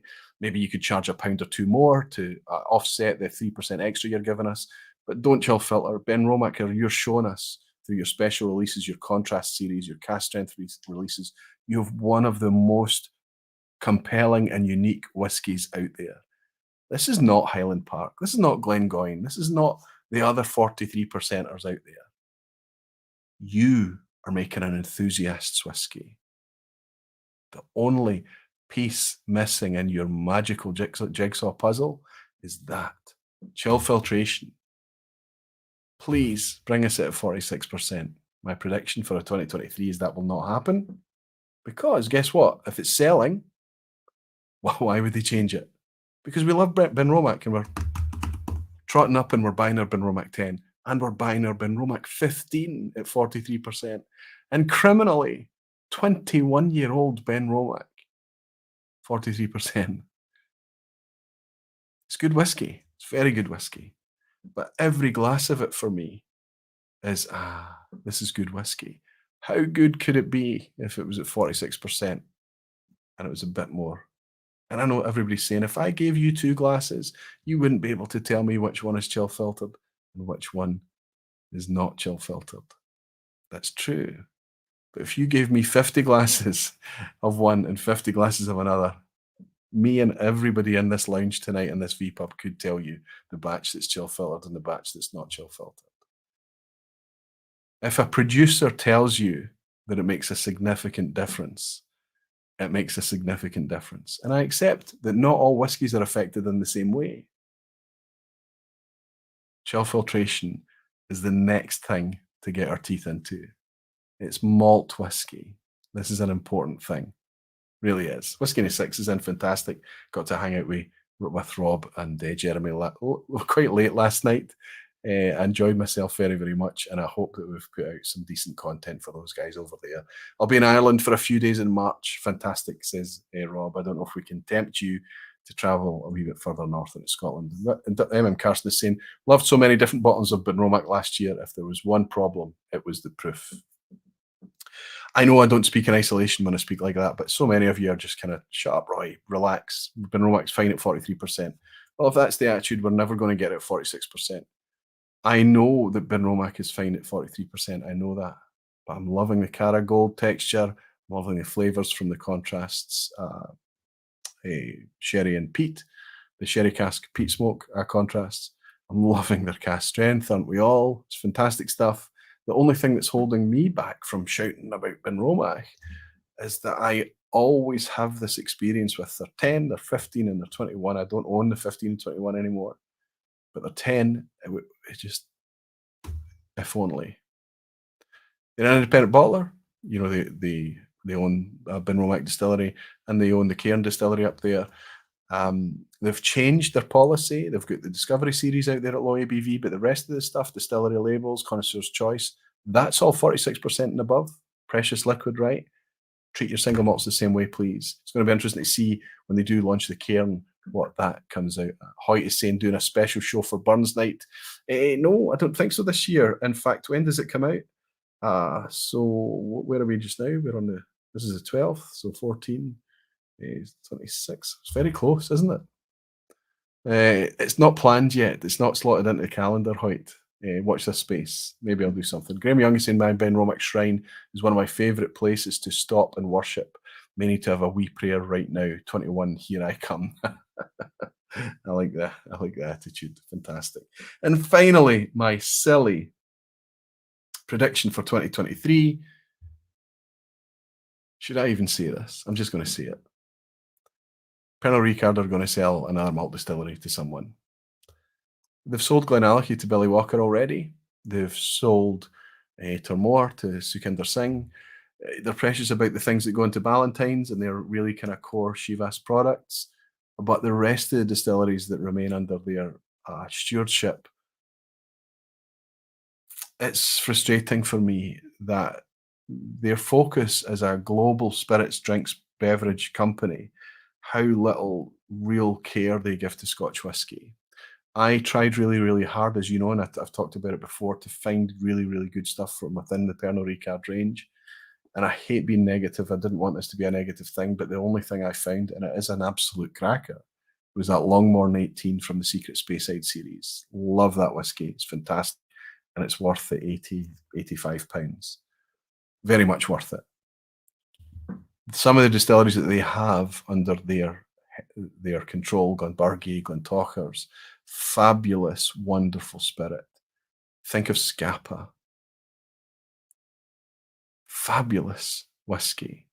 And we get 40% Skiren and 40% Glansa. And it's not about this is terrible, terrible present. The whiskies suffer. They are diluted and they're anemic and they're poor. And we know Scapa is very difficult to get our hands on. But our experience with Scapa in the past, from the G&M bottlings, from the very scarce offerings that we could occasionally pick up from indies, we just know. We even know from the old 16-year-old that was at 40%, just how good it can be. If they have not got a focus, release more distilleries into the Billy Walkers and the Sukinder Singhs. Just keep enough that you need to keep your Ballantines and your Chivas and your whatever it is going, and release some of those distilleries. I think that could be exciting. It'd be nice if it happened. Jimmy Jazz is saying I have my Mega Million tickets for 1.35 billion. I will buy Scapa. Well, you can only buy Scapa if it's up for sale, Jimmy. That's the problem. Graham Fraser is saying I was thrilled to. And Scapa, remember, is the only Pernod Ricard distillery that is not located in Speyside.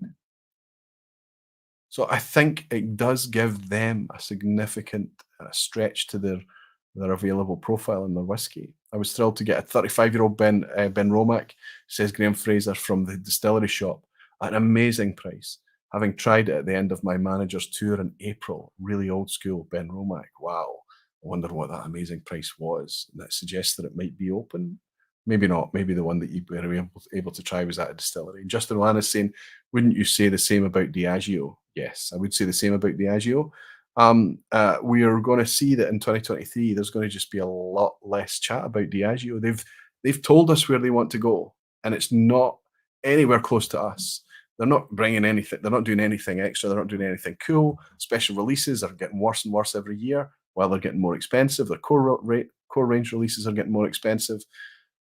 Diageo own some of the best distilleries in the Scotch whisky landscape, but they continually tell us that they're a blending company, and they are all the while gouging us for their single malts. It's heartbreaking. It's just, we love the stuff, we can't get the stuff. I'm not going to support the stuff. The policies and the things that's coming out of Diageo right now is just cynicism beyond. I just don't want to talk about it anymore. Ebhead is saying, but the Longmorn 18, thanks to your recommendation, is now stored at a friend of my brother inland somewhere. One day I will taste it. Well, thank me after you taste it, Rolfie, won't you? And Tommy Elmer is saying, everything is for sale. That's right, Tom. Everything's just a question of price. I hazard that the 1.35 billion that Jimmy Jazz is hoping to get his hands on through his ticket would be more than enough to pick up that wee Orkney distillery. Richard Agnew is saying, do Pernod own Middleton too? Yes, Pernod Ricard own Irish Distillers who own Middleton, so they are one and the same. But Irish Distillers are doing much better things than Chivas Brothers are in the Scotch realm. This is interesting. I just don't know the dynamics why it is. Anyway, I think, are we covered? Have I gone through everything? Have I talked about options? Yes. Purchasing less? Yes. Pricing continue to be a challenge? Yep. Grains, rise of world whiskies, and the decline of the age statement. I've done most of it. 1 hour 50 in. Still over 300 of you, and thanks very much. I noticed that it got to over 400 tonight as well. I really do appreciate the support. We're going to roll into the quiz at the end tonight. There is a theme, and I'm kind of playing with this idea with the quiz at the end that we might start to do themed quizzes and me not tell you what the theme is, and then you have to work out at some point through the quiz what the theme of the quiz is. Usually about the halfway point, I would imagine that would be. This is what I was doing for patrons during the lock-ins. So when I do the monthly lock-ins, it was a really relaxed zero theme vPub with patrons, but I would do a theme on the quiz at the end. Maybe it's time to bring that in to the vPub. We'll see how it goes. We'll maybe try a few weeks with a theme, and I might just ditch it. It's probably going to be based on feedback from you guys. Anyway, I hope you're all ready for the quiz at the end.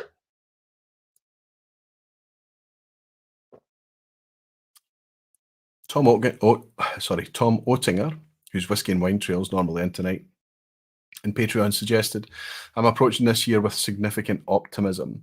He says, at least in regards to whiskey, I finally got around to conducting an inventory of my stock, and I was pleased with the overall quality and diversity of my stash.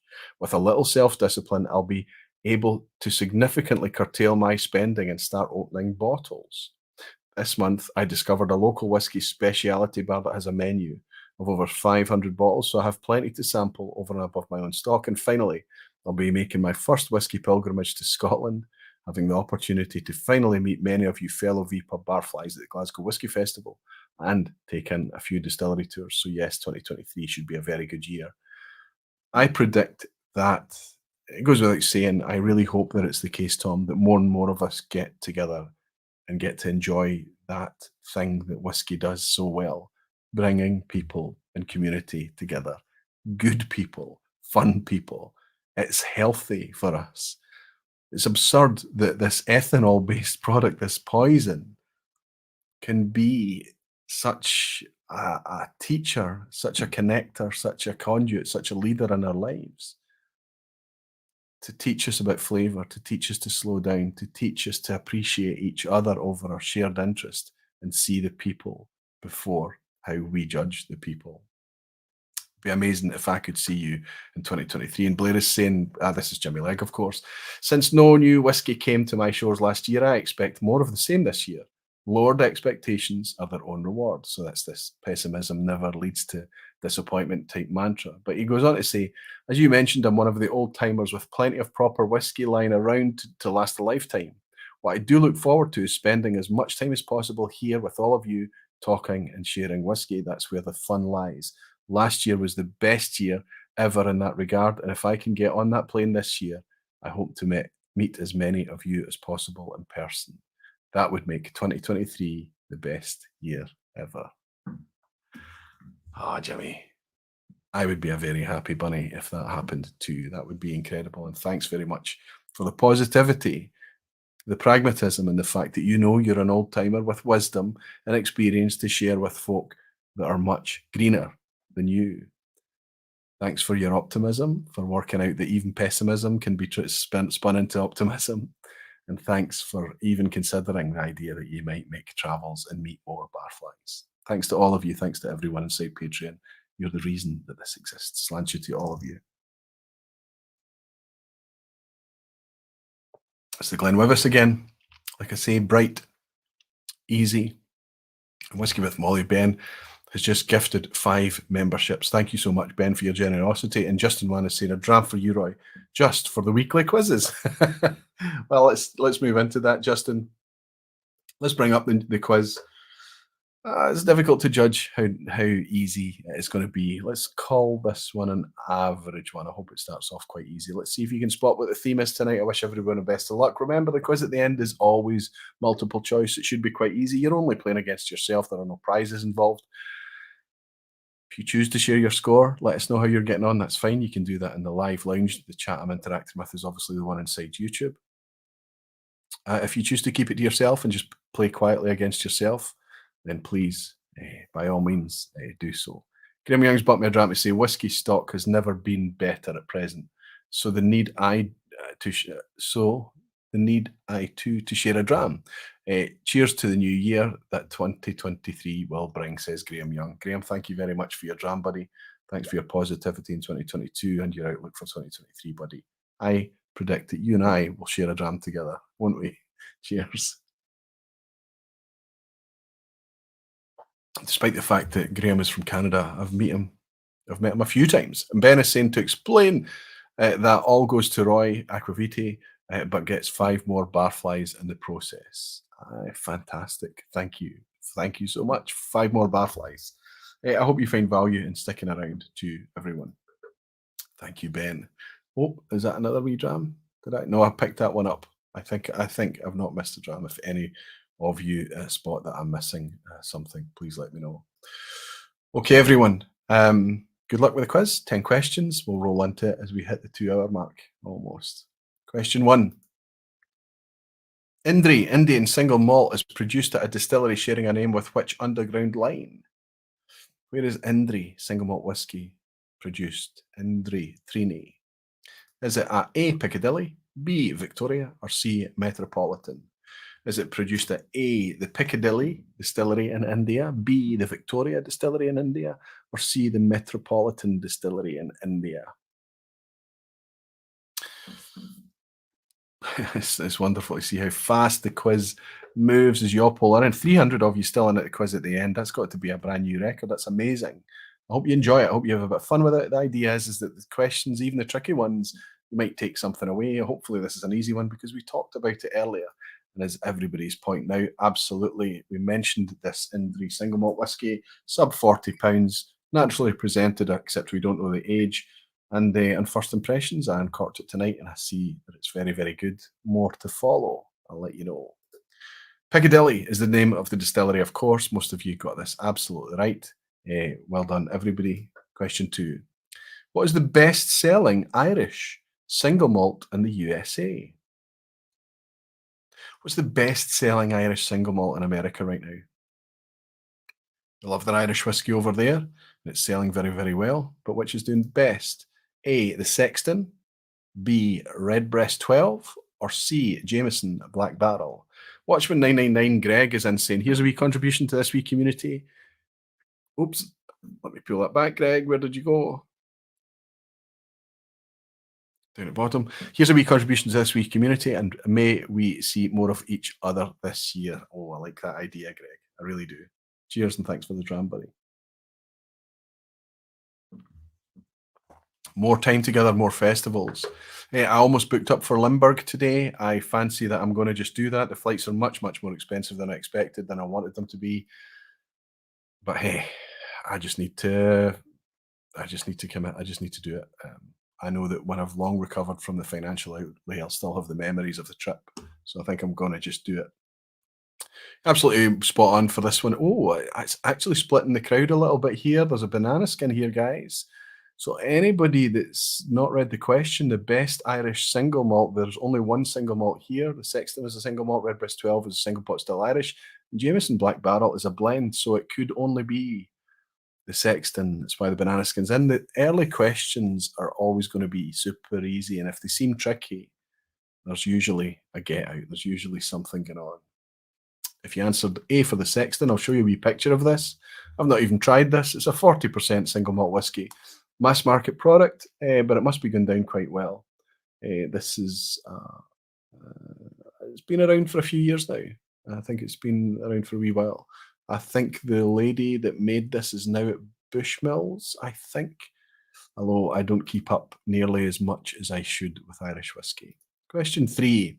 Which distillery was once known as Box Distillery? Which distillery was once known as Box? Was it A, Tiri, B, High Coast, or C, Schmogan? Schmogan. A, Tiri, B, High Coast, C, Schmogan.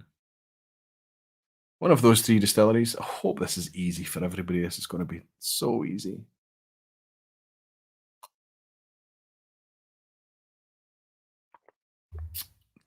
Justin Wan is shouting about the Dramface podcast. Dramface is getting a lot of time invested into it right now. Podcast is going to go ahead this year. There's recordings going ahead for the podcast in January. We should be able to get 1 or 2 recorded in January, 1 or 2 February, in the months going forward. We celebrate a year on February the 17th, and we are looking at ways to not revolutionise, but just evolve the site a wee bit, just to give it a fresh lick of paint, tweak things, refine things. There's a lovely vibe about it, a wonderful team of writers. Dramface is going really, really well. I'm so glad that you guys are enjoying it too. That's dramface.com. Daily reviews dropping Monday to Friday, and of course, podcasts and lots of other things like features and news as well. Jimmy Legacy and I hate Gregor, and I love the podcast. I think you love Gregor too. The answer to question 3 is, of course, High Coast. Too easy. Very easy for all of you. I didn't see a single person getting that one wrong. And the Ebhead is saying it's more fun to say Schmogan. Absolutely. Schmogan is fun to say. Question 4. Pick out the New Zealand distillery amongst these Australian distilleries. So one of these is from New Zealand and the others are Australian. So the answer I'm looking for is the New Zealand distillery. Is it A, Hellier's Road, B, Sullivan's Cove, or C, Lammermuir Distillery? Justin Wan is saying time to develop an app for Dramface. Is that what you do, Justin? Or is that just a wish from you? That could be an interesting thing indeed. I wonder how that would affect the whole web and blogging thing. Really loving how Dramface is going. It's lovely to see this growth, this organic growth curve of as the word gets out there, as more and more people interact with it and realize that it's fully independent, that it is people writing about what they want to write about with their own viewpoint, fully focused on the people who spend money on whiskey, not the people who make the whiskey. It's the customer, it's the consumer. Justin Wan is saying Aquaviti, just a late Christmas wish. Yeah. And absolutely, most of you have got this absolutely spot on, if not all of you. Hellier's Road and Sullivan's Cove are both in Australia, and Lammermuir, by process of elimination, I would imagine, is obviously the New Zealander in there. It would have been just a bit too easy to put in Cadrona. Here we have the image. Number 5 is always a picture question, but I'm not going to ask you what distillery we're looking at. I'm going to ask you what city we are in. Are we in A, Glasgow? Are we in B, London? Or are we in C, Dublin? Where are we for this one?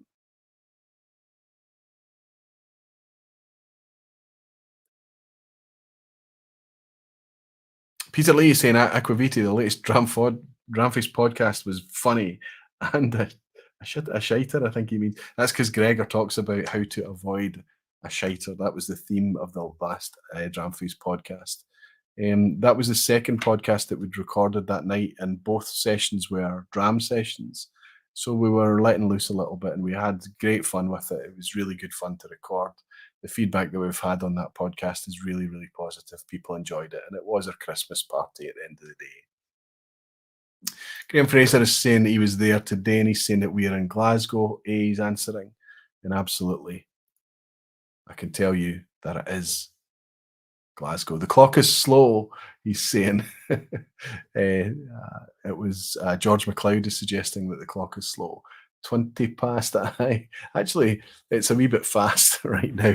We're sitting here at 5 minutes past midnight, and that clock looks like it's at 20 past midnight. George, that looks like a new name. Welcome in. Question 6. A legitimate distillery located in Wales. Okay, so I'm looking for a Welsh distillery here. Anybody worked out what the theme is tonight? I'm looking for a Welsh distillery here. And it has to be actually the name of the distillery rather than just something that I have made up. A, down the western coast. B, in the Welsh wind. Or C, by the Falls of Camry. Down the western coast, in the Welsh wind, by the Falls of Camry. And I think I'm pronouncing the Cymru correctly. What is the name of the Welsh distillery? By the Falls of Camry, C, B, in the Welsh wind, or A, down the western coast? Distillery that only came to light for me. I only heard about it very recently.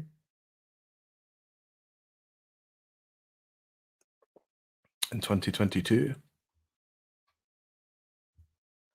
Okay, what is the ham sipping?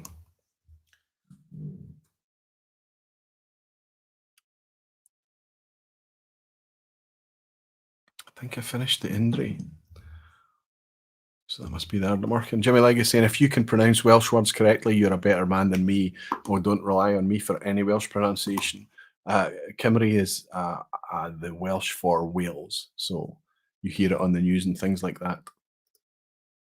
But I can tell you that it's actually B. Most of you got it right. B is in the Welsh wind is the name of the distillery. Quite an interesting name. And the other two were absolutely made up by me. But if you answered B, give yourself a point. So no change to B, says Graham Fraser. Fantastic. Question 7. Which of these English distilleries have yet to release their own whiskey? So there's lots and lots of whiskey coming out from Scottish distilleries, from world whiskey distilleries. We can't keep up. To the point that I was given, in fact, I'll spoil it if I tell you the anecdote. I was given a whiskey this week from a distillery that I had never tried before, and I wasn't conscious that the whiskey had been released, and it turns out it's been released for quite a wee while. It's difficult to keep up for even geeks like me. Which of these is yet to release? Which of these is not released yet? A, Dartmoor Distillery, B, Durham Whiskey, or C, Henstone Distillery? A, Dartmoor, B, Durham, C, Henstone. Which of those three English distilleries has not yet released a whiskey?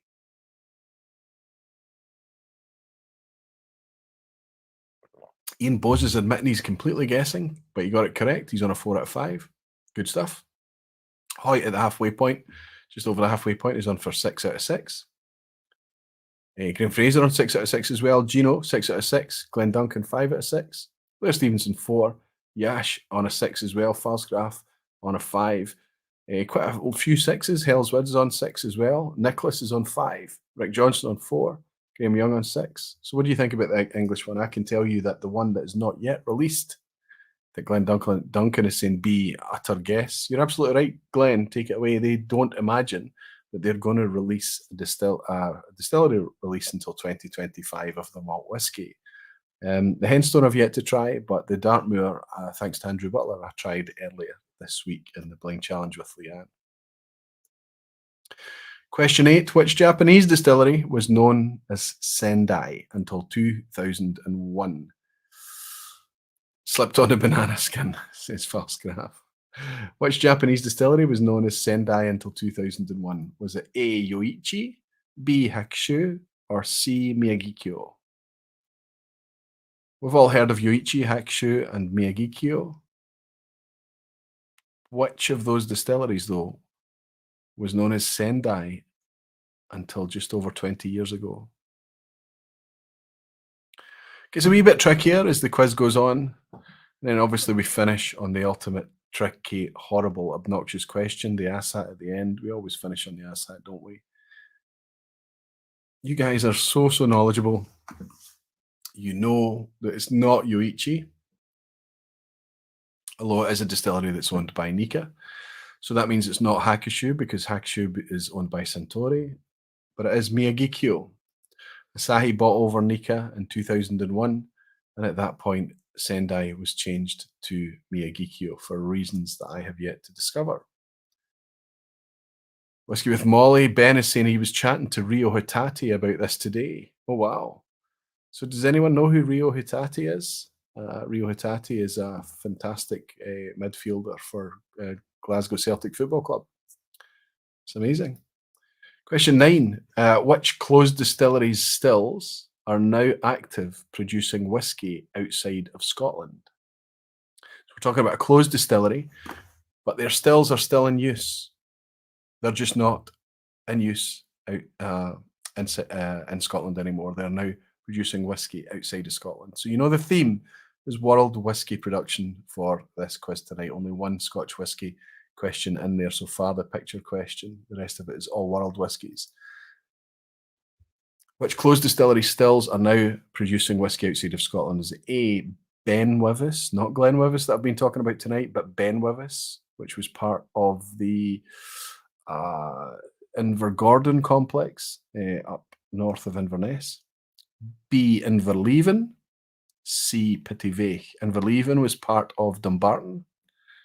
And Pittyveich was part actually of Duffton Distillery. But they were all individual malt distilleries in their own right, and they all had their own stills. And one of these distilleries is now producing malt whiskey today, despite being closed down for decades. But it's just not in Scotland anymore. A, Ben Wyvis, B, Inverleven, or C, Pittyveich. Some of you are just, all of you are getting it absolutely right. Some of you are getting, just saying, like Graham Fraser is saying B, of course. Such confident, of course. I'm making the quiz too easy for Graham tonight. Absolutely, it is Inverleven. Interestingly, Ben Wyvis, their stills are still on the go, but they are now being used at Glengyle Distillery down in Campbelltown. Pittyveich, I have no idea what happened to the Pittyveich stills. Maybe they were recycled or they were put into something else within the Diageo group or within Duffton. No idea. But Inverleven, famously, their Lomond still is at Brookladdy. All three stills went to Brookladdy originally, but then Mark Rennie took the two pot stills out to Waterford in order to turn Waterford, which was a brewery, into a distillery. So if you answered B, well done as we roll into the ass hat at the end. Who is on a full house? Who's looking for a 10 out of 10 tonight? Tony Nelson, good to see you, Tony, on 6 out of 9. Dogs have no uncles. That's Colin, I think. Colin, your name's Colin. 6 out of 9 as well. Kyle Taylor, boom, 9 out of 9. Only been here once before. Nervous time for Kyle. Might be the first time I've mentioned your name as well, Kyle. Welcome. Glad you're excited about it, and I wish you luck for the 10 out of 10. Malt Onion Chuck is on a 9 out of 9 as well. Justin Wan is celebrating his pass mark. Andrew Piers is on 7. Falscraft on 8. Hellswood on 9. 9 for Helen. Hoyt is on 9 as well. Fantastic, Hoyt. And Graham Young is also on a 9, hanging it on. Oops, just as it jumps. 9 out of 9 for Ben, Whiskey with Molly. Ash is saying 9 out of 9. How? Maybe the new year. I'll maybe being a wee bit kind. I'll be sure to correct that next week. Don't worry. Andrew Butler is saying 9 out of 9. Saver is saying 9 out of 9 as well. Graham Fraser, 9 out of 9. Terrific stuff. There's going to be 10 out of 10s tonight. What a great way to start the year. Pittyveich is recycled, to my knowledge. Melted down, says Fastcraft. Yeah, I can imagine it would probably be something that Diageo would do. Question 10 is an asshat. In the 2022 Online Scotch Whisky Awards, how many world whisky nominations were there from a possible 48? Now, there are 54 nominations in this Online Scotch Whisky Awards, but one category, the last category at the end, is reserved exclusively for Scotch. So the only possibility for world whiskies to is the rest of the nominations. So out of a possible 48, how many nominations did world whiskies get in the Online Scotch Whisky Awards? This is the online Scotch whisky community, of course, voting for these awards. Is it about the same as distilleries owned by A, Inverhouse and Edrington? The combined distillery count owned by Inverhouse and Edrington. So Inverhouse owns Knockdhu, Annock, for example, and Edrington own Highland Park, as an example. B, Pernod Ricard and J&A Mitchell. Pernod Ricard, as we've spoken about, they own Glentalkers, they own Longmorn, they own Aberlour, they own Scapa. But and Janie Mitchell, of course, Campbelltown, they own Glengale, for example, as we've already mentioned. And finally, C, Diageo and Campari. Diageo own a bunch of Scotch whisky distilleries, and Campari own Glengrant, as an example. A, Inverhouse and Edrington. B, Pernod Ricard and Janie Mitchell. C, Diageo and Campari. These ASAC questions are designed to be awkward. Justin Wan is being awkward, saying, no, I'm changing to A. Ebhead is shouting first. Oh, my goodness. Graham Fraser's saying, I'm going for A pure guess. Glenn Duncan is saying, A, I feel I'm going to crash and burn on this one. And Steve Atkins is in saying, I'm going to go with Mr. Brody on B. He's suggesting Pernod Ricard and Janie Mitchell. So that would be, well, I'll get to it rather than let the cat out of the bag just now. Terrific stuff. Come on, B. I reckon it's about 7/8. Well, I can tell you the 2022 Oswas generated 14 nominations for non-Scotch, that is world whiskies, in the context of the Oswas. 14 nominations, which is the same as B, Pernod Ricard and Janie Mitchell. Oops. For some of you, it's an oops. For some of you, it's celebration. Inverhouse own 5 distilleries, and Edrington own 3. So that's 8. We're looking for 14. Pernod Ricard have 12 now. They sold off Tormore, so they're down to 12. Janie Mitchell on 2. So about the same as B, Pernod Ricard and Janie Mitchell. Diageo, by the way, are now up at 29 malt distilleries. Campari Group on Glengrant only. So that would be 30 as a total count. So obviously B here. Is there anybody managing that terrific 10 out of 10 tonight? The Yash Desai is celebrating. He's saying yes. Justin Wan is saying, oh, I shouldn't have switched. I caught that, Justin. You switched to A, didn't you? Maniac. Oh, so close, Justin. Jens Roger Christopherson. Jens, so good to see you in. 9 out of 10, just missed out on it as well. Jimmy Legg on a 7 tonight. Well done, Jimmy. Jimmy Jazz on an 8. Nicholas is in on an 8. Malt Minion on a 9. Peter Lee saying no.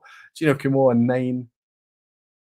Sorry, Gino. Ebhead is saying, but no schmogging. Who else? Whiskey with Molly is celebrating his 10 out of 10. What a gift. Superb. Tremendous. Ben, terrific for you to grab a 10 out of 10 along with Andrew Butler and Yash. Andrew Butler, congratulations to you too. I'm just trying to see if I can catch any more 10 out of 10s. Where's Helen tonight? Where's Helen? She's kicked her laptop across the... She is. She's saying, no, 9 out of 10. Fantastic, Helen. Still a great score. The ass hat at the end obviously tripped you up a wee bit. But at least 3 people getting to hold on past the ass hat at the end. George McLeod is saying, I'll get 10 on the replay. Wonderful attitude. Hello, I will have to admit to you, George, that sometimes when I'm going back and doing comments and things, I get caught up in the quiz. If the timeline starts during the quiz, I'm going to hear the quiz. And I'll be answering questions that I've set in previous vPub quizzes. And it's been the memory of somebody in their 50s, I suppose, but I get them wrong. So is that right that we've only got 3 10 out of 10s tonight? Is that all we can count? Captain Bamis is saying that was a real ass hat, sheesh. We'll always try for it. Well done for another enjoyable evening, Aquaviti, and thanks for the vPub content. Steve Gibson, thanks very much for the positive words. I'm very grateful that you find it worth watching. There was well over 200 of you in here right till the end, and I'm very, very grateful of that. It's amazing. Looking forward to, there's another 2 or 3 vPubs to come. There's a one, 2nd of February, there will be a vPub missing on the 2nd of February. But the weeks leading up to that and then go forward, there'll be a break in Easter, and then right up to summer, there'll be vPub content every Thursday night because I'm privileged to do this. I love it. I love hanging out with you all. I love that people find whiskey interesting, and the fact that you can hang out with me and find it interesting with me as well is just mind-blowing. Thank you all so much. Whiskey Novice Jim, you start. He's saying my first 10 out of 10 and he's celebrating. Terrific stuff. And Yash is saying, I finally learned the trick. Blind guessing is the way to go. Let's see how it works for you next week, Yash. Congratulations this week. Great to be back in the vPub with all you wonderful whiskey folk, says Ben, Whiskey with Molly. And Gino is saying, cheers, buddy. Have a great week. Jamie Legg is saying, can you imagine 232 people in your house at midnight? I can't imagine anything better, Jimmy Legg. Sandro Fazzolari is in. Good to see you, Sandro. He's saying, grazie, Roy. An evening as usual. Great evening as usual. Cheers, everyone.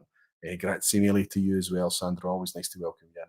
And Pierre is saying thanks as always for organising. Time to hit the sack. See you next time. Slancheva, Frank, and thanks for looking out for me earlier with the notifications as well.